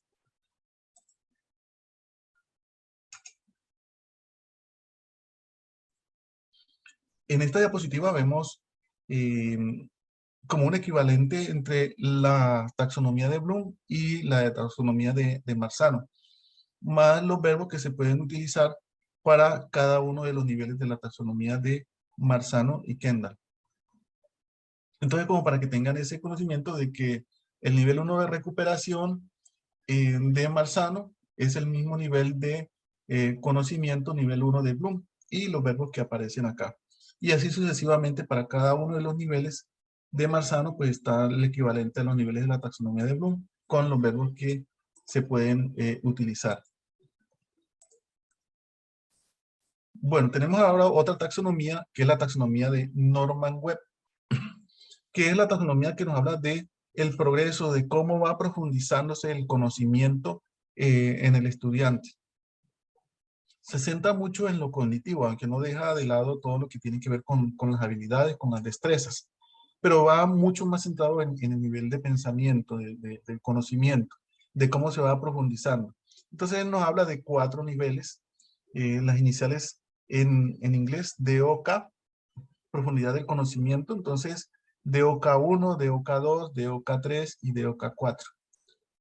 El DOK1 se llama retiro y reproducción, que es el equivalente a nivel 1 de Bloom, donde pues involucra el proceso de memoria, de recordar solamente o de describir algo que ya se vio. En el nivel de OK2, donde hay habilidad y conceptos, donde sí se desarrollan algunas actividades de comparación, de síntesis, de contraste, de jerarquización. En el nivel 3 de pensamiento estratégico, donde ya él hace análisis, donde él ya hace evaluaciones, donde hace planificación, donde hace razonamientos. Y en el nivel 4 de pensamiento extendido, donde él ya hace proposiciones, hace interpretaciones, resuelve casos, resuelve problemas y propone nuevas soluciones. Entonces, para cada uno de estos niveles, digamos que hay unos verbos que se pueden utilizar para redactar los resultados de aprendizaje, el papel del profesor, así como lo veíamos en la taxonomía de Bloom, el papel del estudiante y qué posibles productos podríamos obtener. Entonces aquí tenemos para el nivel de recordar, que es memorístico por parte del estudiante, el nivel de destreza o concepto donde él ya puede resolver problemas, hacer pequeños análisis sobre problemáticas. Todavía aquí no está, digamos que proponiendo algo nuevo, solamente pues aplicando unos procedimientos, unos protocolos. Nivel de pensamiento estratégico donde él hace debates, examina, juzga, evalúa. Es muy importante lo de la evaluación que él hace. Él sabe todo lo que tiene que ver con relaciones de causa-efecto, pero también emite juicios. Y en el último nivel es donde él ya hace proposiciones, diseños, toma riesgos, propone, formula hipótesis, hace planificaciones, hace creaciones, que ya sería como también el equivalente al último nivel de la taxonomía de Bloom. Aquí tenemos unos verbos para cada uno de estos niveles, de los 4 niveles de esta taxonomía, que bueno, ustedes lo pueden consultar posteriormente, estos verbos más adecuados para cada uno de esos niveles. Norman Webb nos habla además que los verbos se pueden utilizar para diferentes taxonomías, que se pueden utilizar también para diferentes niveles, y que definir cuál es el nivel que va a tener un resultado de aprendizaje, pues también implica mirar cuál es el contexto, cuál es el objeto del conocimiento que se está desarrollando y qué procesos mentales se requieren desarrollar para poder lograr esa acción que nos está denotando el verbo. Entonces yo puedo usar un mismo verbo, pero pertenecer a diferentes niveles en la taxonomía. ¿Qué nos va a dar esa diferencia? Entonces todos los procesos mentales o los procesos, digamos que tienen que ver con el hacer de destreza que tenga que realizar el estudiante para poder alcanzarlo. Entonces aquí hay un ejemplo con el verbo describe. Si yo utilizo el verbo describe, lo puedo utilizar en diferentes niveles de la taxonomía, pero ¿qué me hace la diferencia? Todos los demás procesos que él requiera hacer. Describe las características de una roca metamórfica. Pero si yo digo, describe un modelo que utilizaría para representar las relaciones existentes en el ciclo de las rocas, son diferentes procesos mentales lo que él va a tener que realizar. Entonces, él lo que habla aquí es que el verbo no es tan importante o no es lo que va a definir definitivamente cuál es el nivel, sino todos los demás procesos que se requieran realizar para poder alcanzar lo que se está proponiendo allí en ese resultado de aprendizaje. En esta diapositiva vemos como el paralelo en la equivalencia entre la taxonomía de Norman Webb con la taxonomía de Bloom. Nivel memorístico equivale al nivel de memoria de Bloom. Nivel 2 de procesamiento al nivel 2 y 3 de Bloom, donde hace comprensión y aplicación. Nivel 3 estratégico de análisis y de síntesis de Bloom. Y el nivel extendido son los dos últimos niveles de Bloom, que sería evaluación y creación o creatividad. Ahora pasamos a otra taxonomía, que es la taxonomía de Fink. Las instituciones, los programas académicos que tengan modelos pedagógicos basados en aprendizaje significativo, esta es la taxonomía que más utilizan y que más se ajusta. Esta es una taxonomía muy, muy exigente. Cuando yo les hablaba al comienzo de las definiciones de resultados de aprendizaje, nos dice la definición que es todo aquello que el estudiante va a saber hacer cuando se termine un proceso académico. Entonces, cuando yo termine de dar mi curso de bioquímica, ¿qué debe saber hacer el estudiante? Pero Fink nos dice, no nos quedemos con eso. Entonces, señor profesor, señor docente o profesor, piensa en lo siguiente. ¿Qué es lo que el estudiante debe saber hacer, debe conocer de su curso 5, 10, 15, 20 años después de haber visto su curso? O sea, no es suficiente con que él sepa hacer algo cuando se termine el curso de bioquímica, sino que cuando se gradúe, ¿qué debe saber el estudiante todavía de ese curso?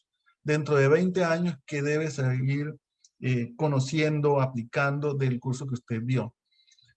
Entonces, miren lo exigente que es esta taxonomía, la de Fink. Y es, o sea, si logramos que todos los profesores trabajemos con esta taxonomía, yo creo que tendríamos unos profesionales que aplican todo, unos excelentes resultados, saber pro, y bueno, no sé, o sea, el aprendizaje sea mucho más duradero, es un aprendizaje significativo. Por eso va mucho más con ese tipo de modelo pedagógico. ¿Qué nos dice Finn? Entonces, es importante que hagan una caracterización de cómo le llega al estudiante y hacia dónde lo vamos a llegar, cuál es la meta que vamos a tener para la formación de ese estudiante. Hay que hacer una reflexión sobre lo que de verdad queremos que nuestros estudiantes aprendan. Y él pide que haya una alineación, que fue la diapositiva que les mostré al comienzo, entre los resultados de aprendizaje, todas las estrategias de enseñanza que yo voy a utilizar, que deben estar acorde al nivel que está redactado ese resultado de aprendizaje, y las estrategias de evaluación, que es lo que él llama aquí a evaluación acreditativa. Pone un gran énfasis en la importancia de una evaluación formativa. Entonces, es una evaluación que lleve procesos, seguimientos, que haga retroalimentación. Por eso nos habla del feedback, que hagamos mucha retroalimentación con el estudiante, que nos sentemos con él a revisar por qué está quedándose, o cuáles son sus habilidades, o cuáles son esas, digamos, esas necesidades para mejorar, esas oportunidades de mejora. Entonces, Finn nos dice, bueno, para lograr ese aprendizaje ideal, alcanzar, debo preguntarme cuál es la evaluación más apropiada que debo hacerle al estudiante. ¿Cuál es el entrenamiento más apropiado? O sea, ¿cuáles son las estrategias de enseñanza más apropiadas que debo utilizar para que el estudiante adquiera ese resultado de aprendizaje, esos conocimientos, esas habilidades, esas actitudes? Y entonces, ¿qué diferencia vamos a tener entre el estudiante que entró mi primer día de clase y el estudiante que va a salir el último día de clase?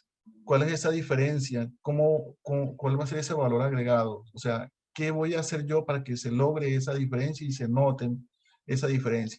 Entonces, nótese que si logramos esto, no estaríamos de pronto centrando al estudiante en que se fije en que obtuvo una nota de 3, de 4, de 5, sino que se logren los aprendizajes. Entonces estamos como desviando y estamos dándole mucho más énfasis al aprendizaje como tal, más que a una serie de calificaciones o de notas. Finn pues utilizó o redactó, formuló esta taxonomía, pues tomando como base otras taxonomías y también teniendo en cuenta la taxonomía de Bloom. Finn nos habla además de 6 niveles de conocimiento. Más que de niveles jerárquicos, él nos habla de que todos los niveles se deben estar dando todo el tiempo. No es como la taxonomía de Bloom, que se dice que se adquirió una y entonces pasamos al siguiente nivel. Él nos dice, no, todos los niveles tienen que darse a la par y deben siempre estarse promoviendo. Entonces él nos habla de el conocimiento fundamental, todo lo que tiene que ver con la parte teórica, con la parte conceptual, el recordar, el formular, el tener en cuenta todas las ideas, todas esas habilidades que le requieran a él, al estudiante, caracterizar, clasificar, contrastar, diferenciar. También nos habla de otro nivel que es el de aplicación, donde tenemos que desarrollar en el estudiante el pensamiento crítico, el pensamiento creativo, práctico y la gestión de proyectos. Entonces noten que ya, o sea, el salto es muy grande, muy diferente con el de Bloom. Ya aquí tenemos que hacer muchas actividades en el aula para que se desarrolle el pensamiento crítico. O sea que el papel del estudiante va a ser mucho más activo y el profesor va a estarlo guiando, formulándoles preguntas para que él sea crítico, para que él proponga, o sea, para que tenga pensamiento creativo, pensamiento práctico y para que también tenga esas habilidades para gestionar proyectos. También está la parte relacionada con la integración, donde él debe ser capaz de trabajar en equipos multidisciplinarios, en proponer ideas y tener en cuenta los diferentes campos del conocimiento, porque hoy hablamos de que no podemos desempeñarnos solos, digamos que en una solución de una problemática, sino que necesitamos de otros. Entonces debemos tener esa capacidad de integración.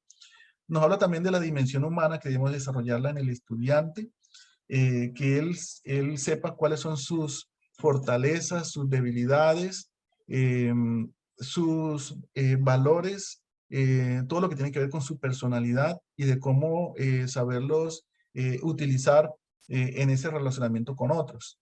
Nos habla también de los cuidados, de la sensibilización, de desarrollar nuevos sentimientos, intereses y aptitudes, y nos habla algo de muy, muy importante, que lo que es la capacidad de aprender a aprender. O sea, que desarrollemos en el estudiante siempre esa capacidad de aprender a aprender. Porque seguramente cuando él termine el programa académico, cuando él se gradúe, ya habrá algún conocimiento que está desactualizado. Entonces, él debe tener esa capacidad de decir, bueno, ya esto está cambiando, tengo que seguir estudiando, tengo que investigar, tengo que hacer esto. Entonces, tenga siempre esa capacidad de aprender a aprender, porque si no lo hace, él se va a quedar allí estático.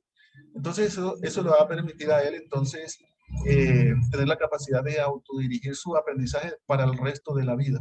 Entonces, si él lo hace, si le desarrollamos esa capacidad desde el aula, vamos a tener profesionales que siempre van a tener esa motivación, van a estar actualizándose constantemente y que van a estar siempre a la vanguardia del avance de la ciencia o del área.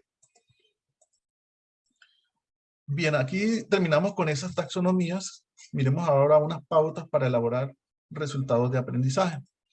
Para elaborar resultados de aprendizaje tenemos que primero revisar cuáles son esos autores que nos están dando las definiciones de resultados de aprendizaje y también las sugerencias de estructura, de qué debe llevar un resultado de aprendizaje y cómo se debe formular.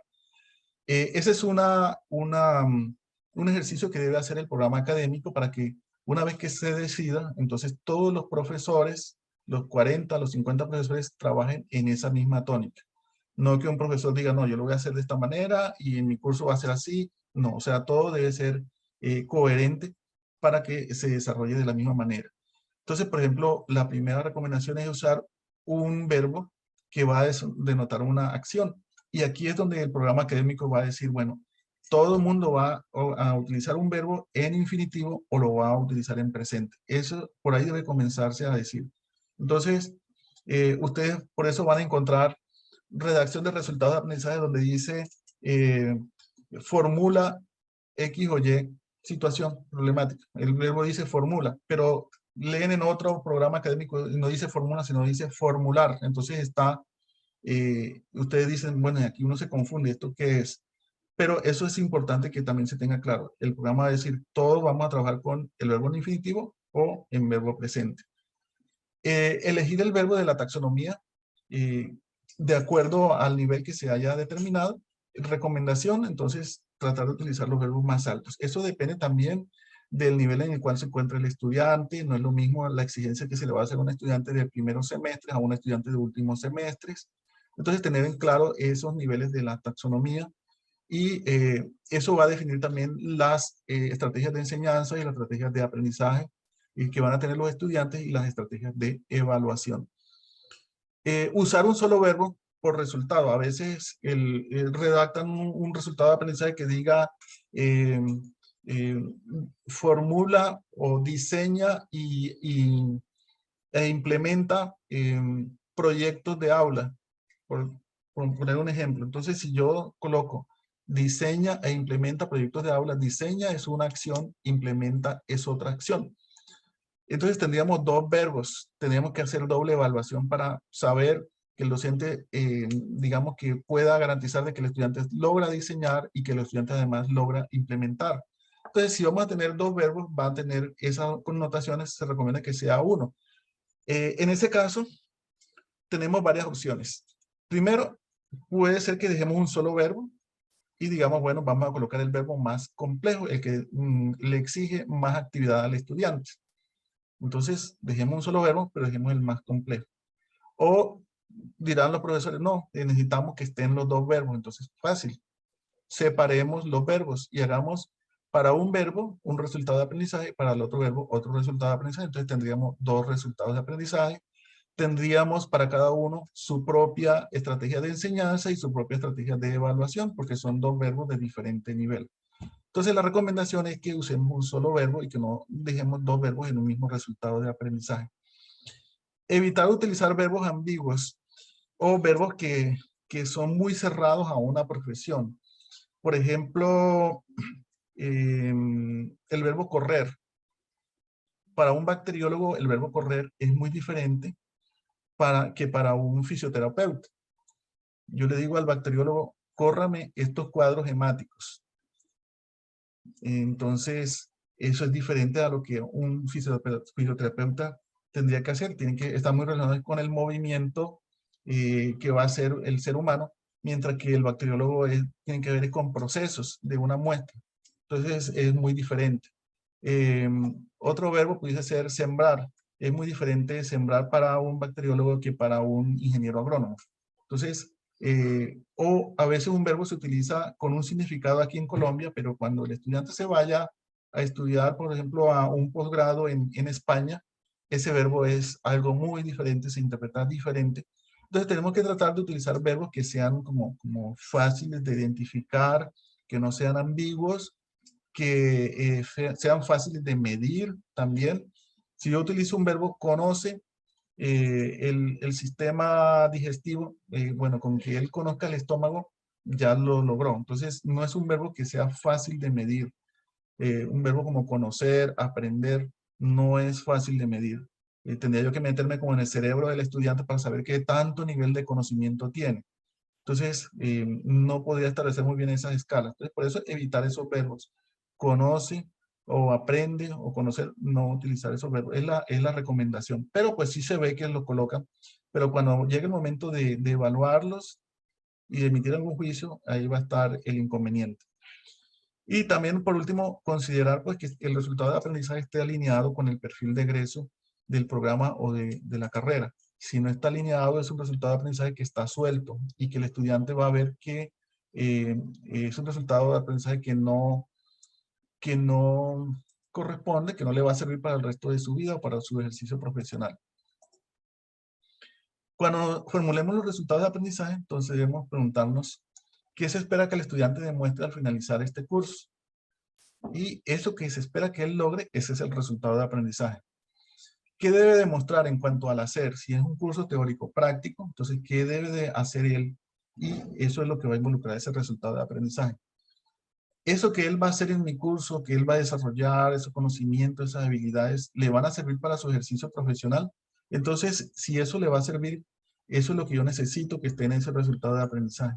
¿Y en qué situaciones y contextos profesionales el estudiante entonces va a requerir que eso que él va a aprender en mi curso pueda desarrollar, lo pueda evidenciar?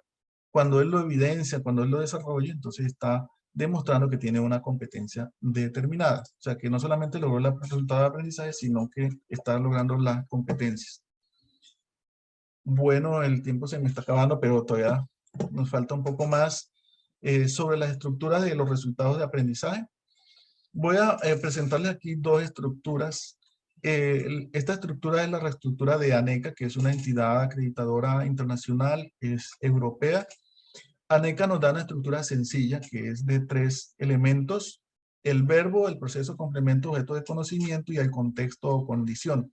Y ahorita les voy a también a presentar una estructura sugerida por la Vicerrectoría de Enseñanza de la UDESC, para que también lo tengamos en cuenta, que es una estructura un poco más completa porque tiene una parte de finalidad o de para qué se va a utilizar. Bueno, en esta estructura, el verbo es el que va a denotar la acción. Y aquí, entonces, lo que les decía, el verbo debemos tenerlo también enmarcado dentro de una taxonomía.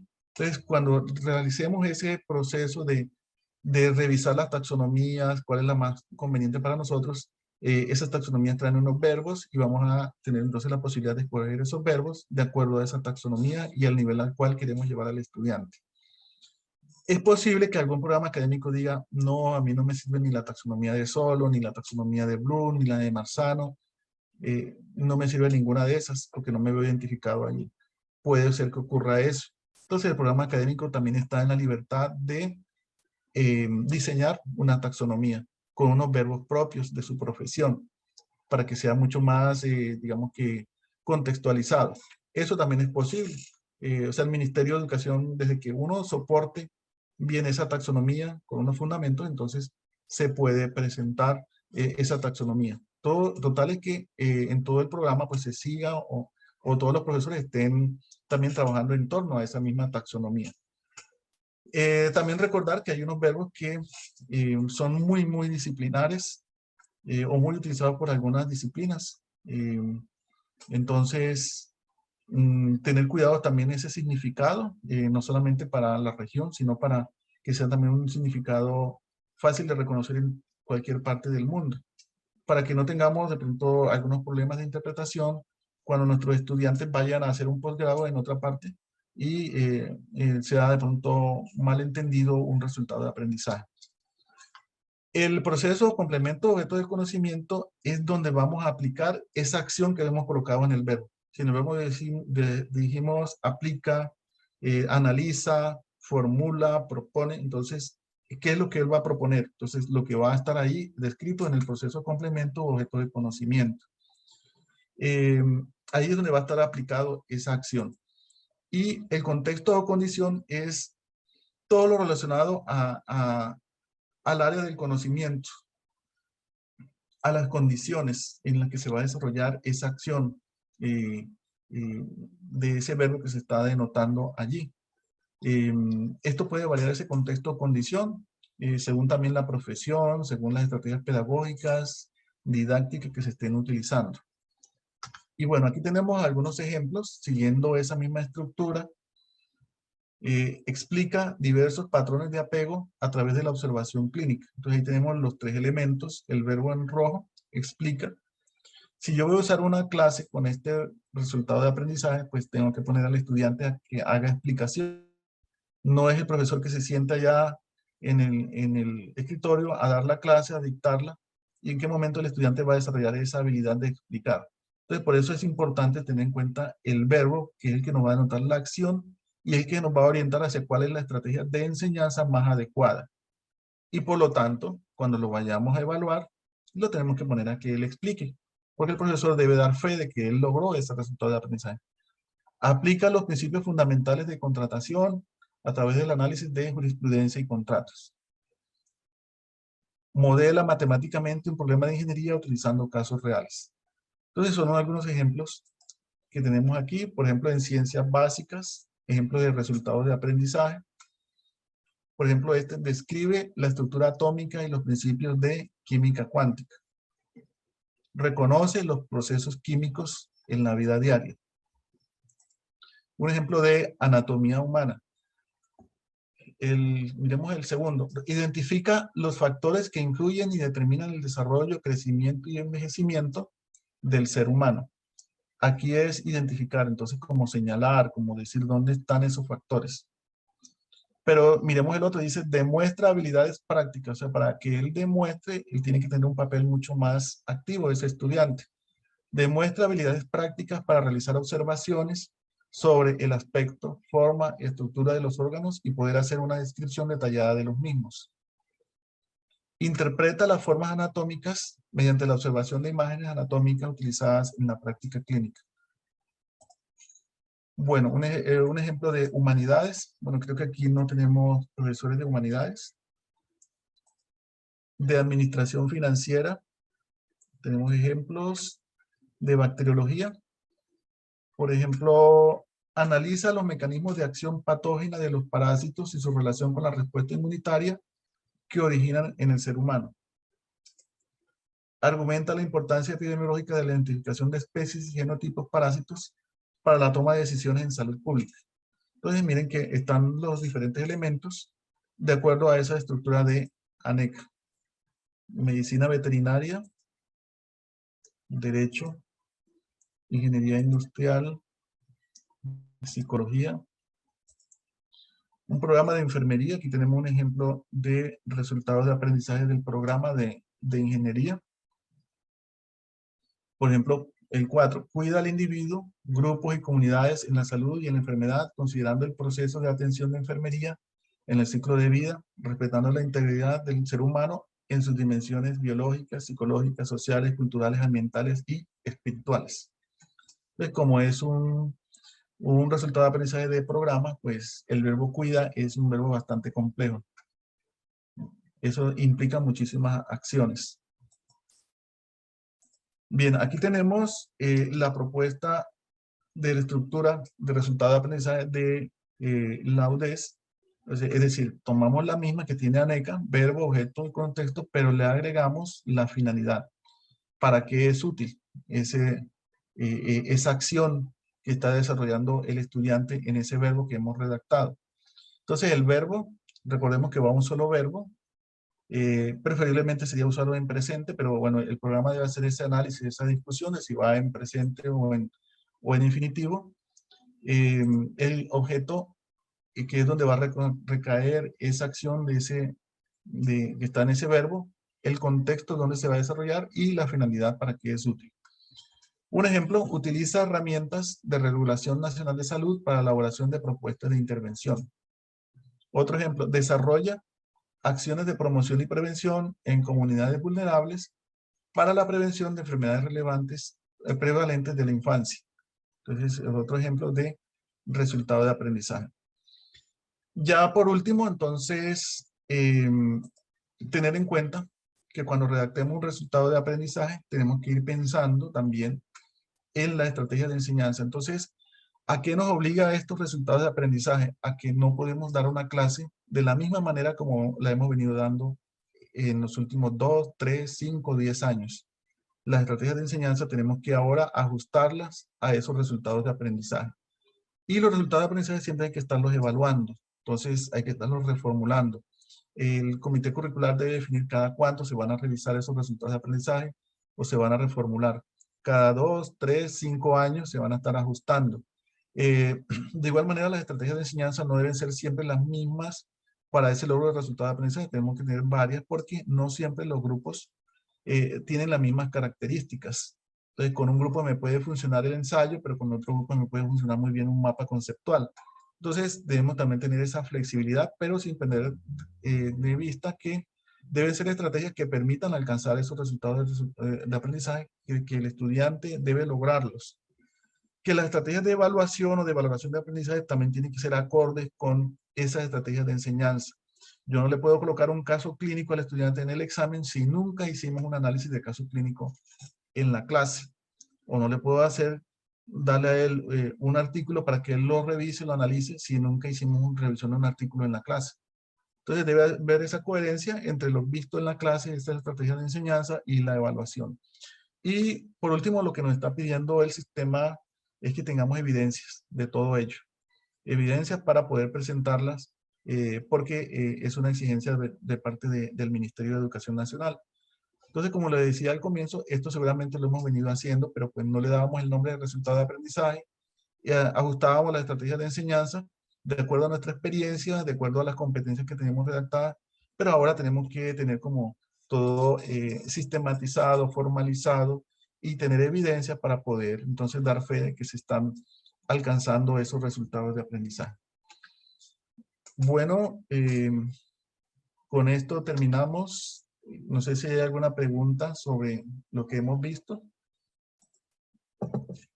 o si hay preocupaciones.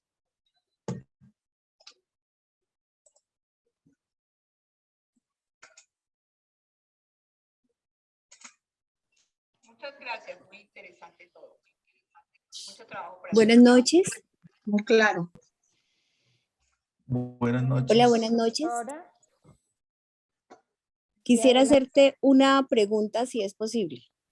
Sí, señora.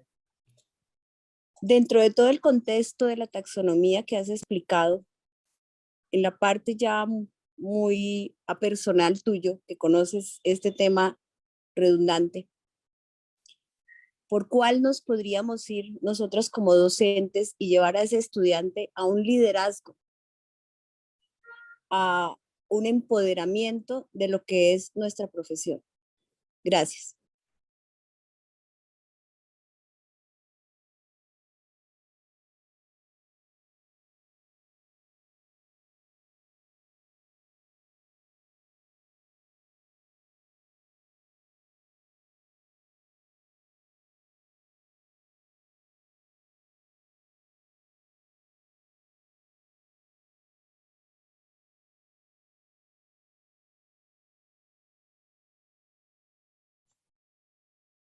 No escuché bien la pregunta porque falló aquí el internet. ¿Me podría repetir la pregunta? profesora Lina. Gracias, buenas noches. Dentro de toda la parte de taxonomía que explicaste y el contexto de verdad que es excelente, me gustaría saber nosotras como docentes por cuál de esas líneas podríamos irnos para hacer de este estudiante un líder y de empoderarlo realmente hacia nuestra profesión. Bueno, la recomendación es que llevemos al estudiante siempre a los niveles más altos de la taxonomía, independiente de cuál taxonomía se escoja.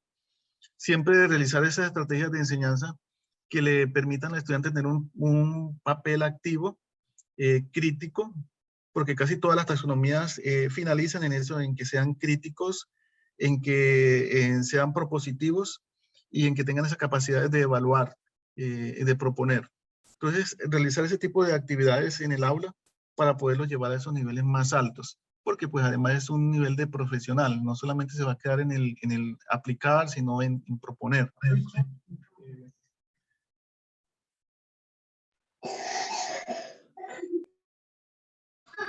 Buenas noches, profe, qué pena. Yo tengo una inquietud. En alguna otra capacitación que hemos estado de resultados de aprendizaje, allí nos hacían énfasis que, enfocándonos, por ejemplo, en la taxonomía de Bloom, que en el ambiente universitario se enfocaba o se hacía énfasis en el desarrollo de las habilidades de pensamiento de orden superior, partiendo que el estudiante traía desarrollado esos niveles inferiores que plantea la taxonomía de Bloom.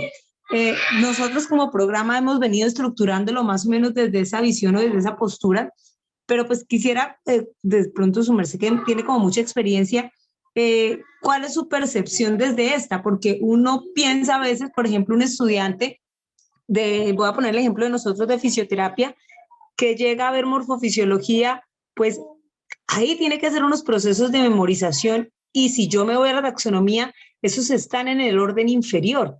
Entonces, cuando hacíamos las discusiones, hablábamos y decíamos, pues eso que nos han dicho que en la universidad se utilizan son las de orden superior y no las de inferiores, pues tendría que revisarse y replantearse. No sé usted qué conoce o si lo ha entendido así como de pronto lo estoy interpretando yo que me lo han explicado. Sí, un momentico. Tiempo ahí con la...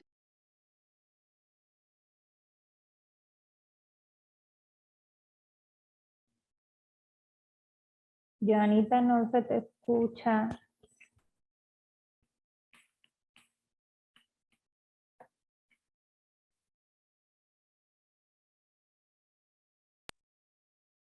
¿Me escuchan? Sí, se le escucha con retorno, Orlandillo. Un momento. Si quiere, bájale al celular, de pronto también estás conectado desde allí.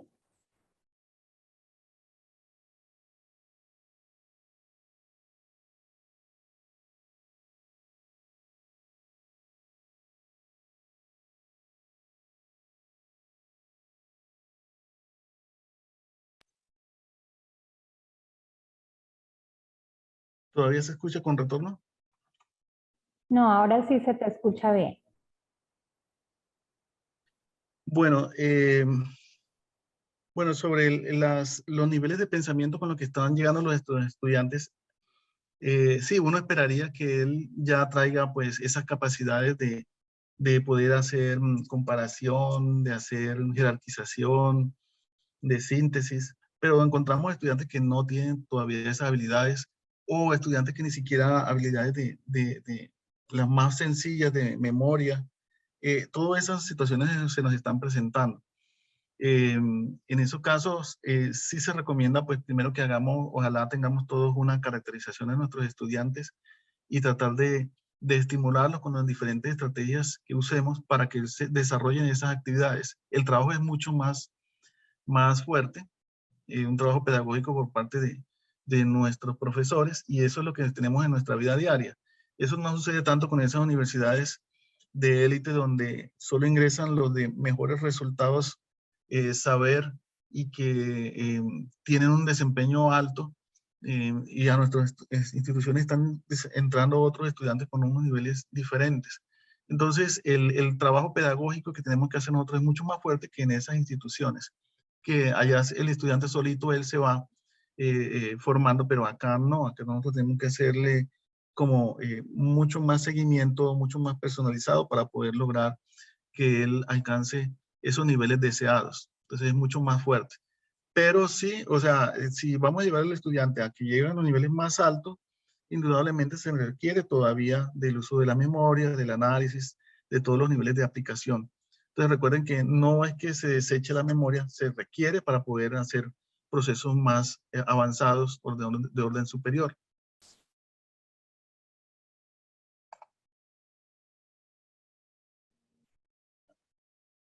Profesora Adriana. Sí, señora. Muchísimas gracias. Sí, profe, muy amable. Muy interesante todo el tema, realmente. Muy, muy interesante. Bueno, con mucho gusto. ¿Hay alguna otra pregunta?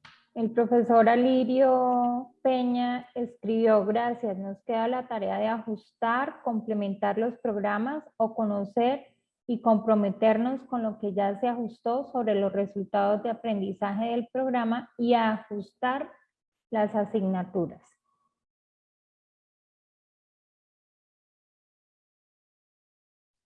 Sí, ese es un trabajo que debemos hacer todos los profesores, y pues liderado por comité curricular también, para poder hacer esos ajustes. Ya no podemos seguir dando la clase de la misma manera porque tenemos que estar ajustándolo a esos niveles a los que tenemos un compromiso de llevar al estudiante. Bueno, para los que quieran ver de nuevo la presentación, yo les pasé por el chat el link donde se pueden conectar a las charlas que se dan desde formación profesoral. Y allí pueden pues retomar, por ejemplo, la taxonomía de Bloom, lo que están pidiendo por el chat.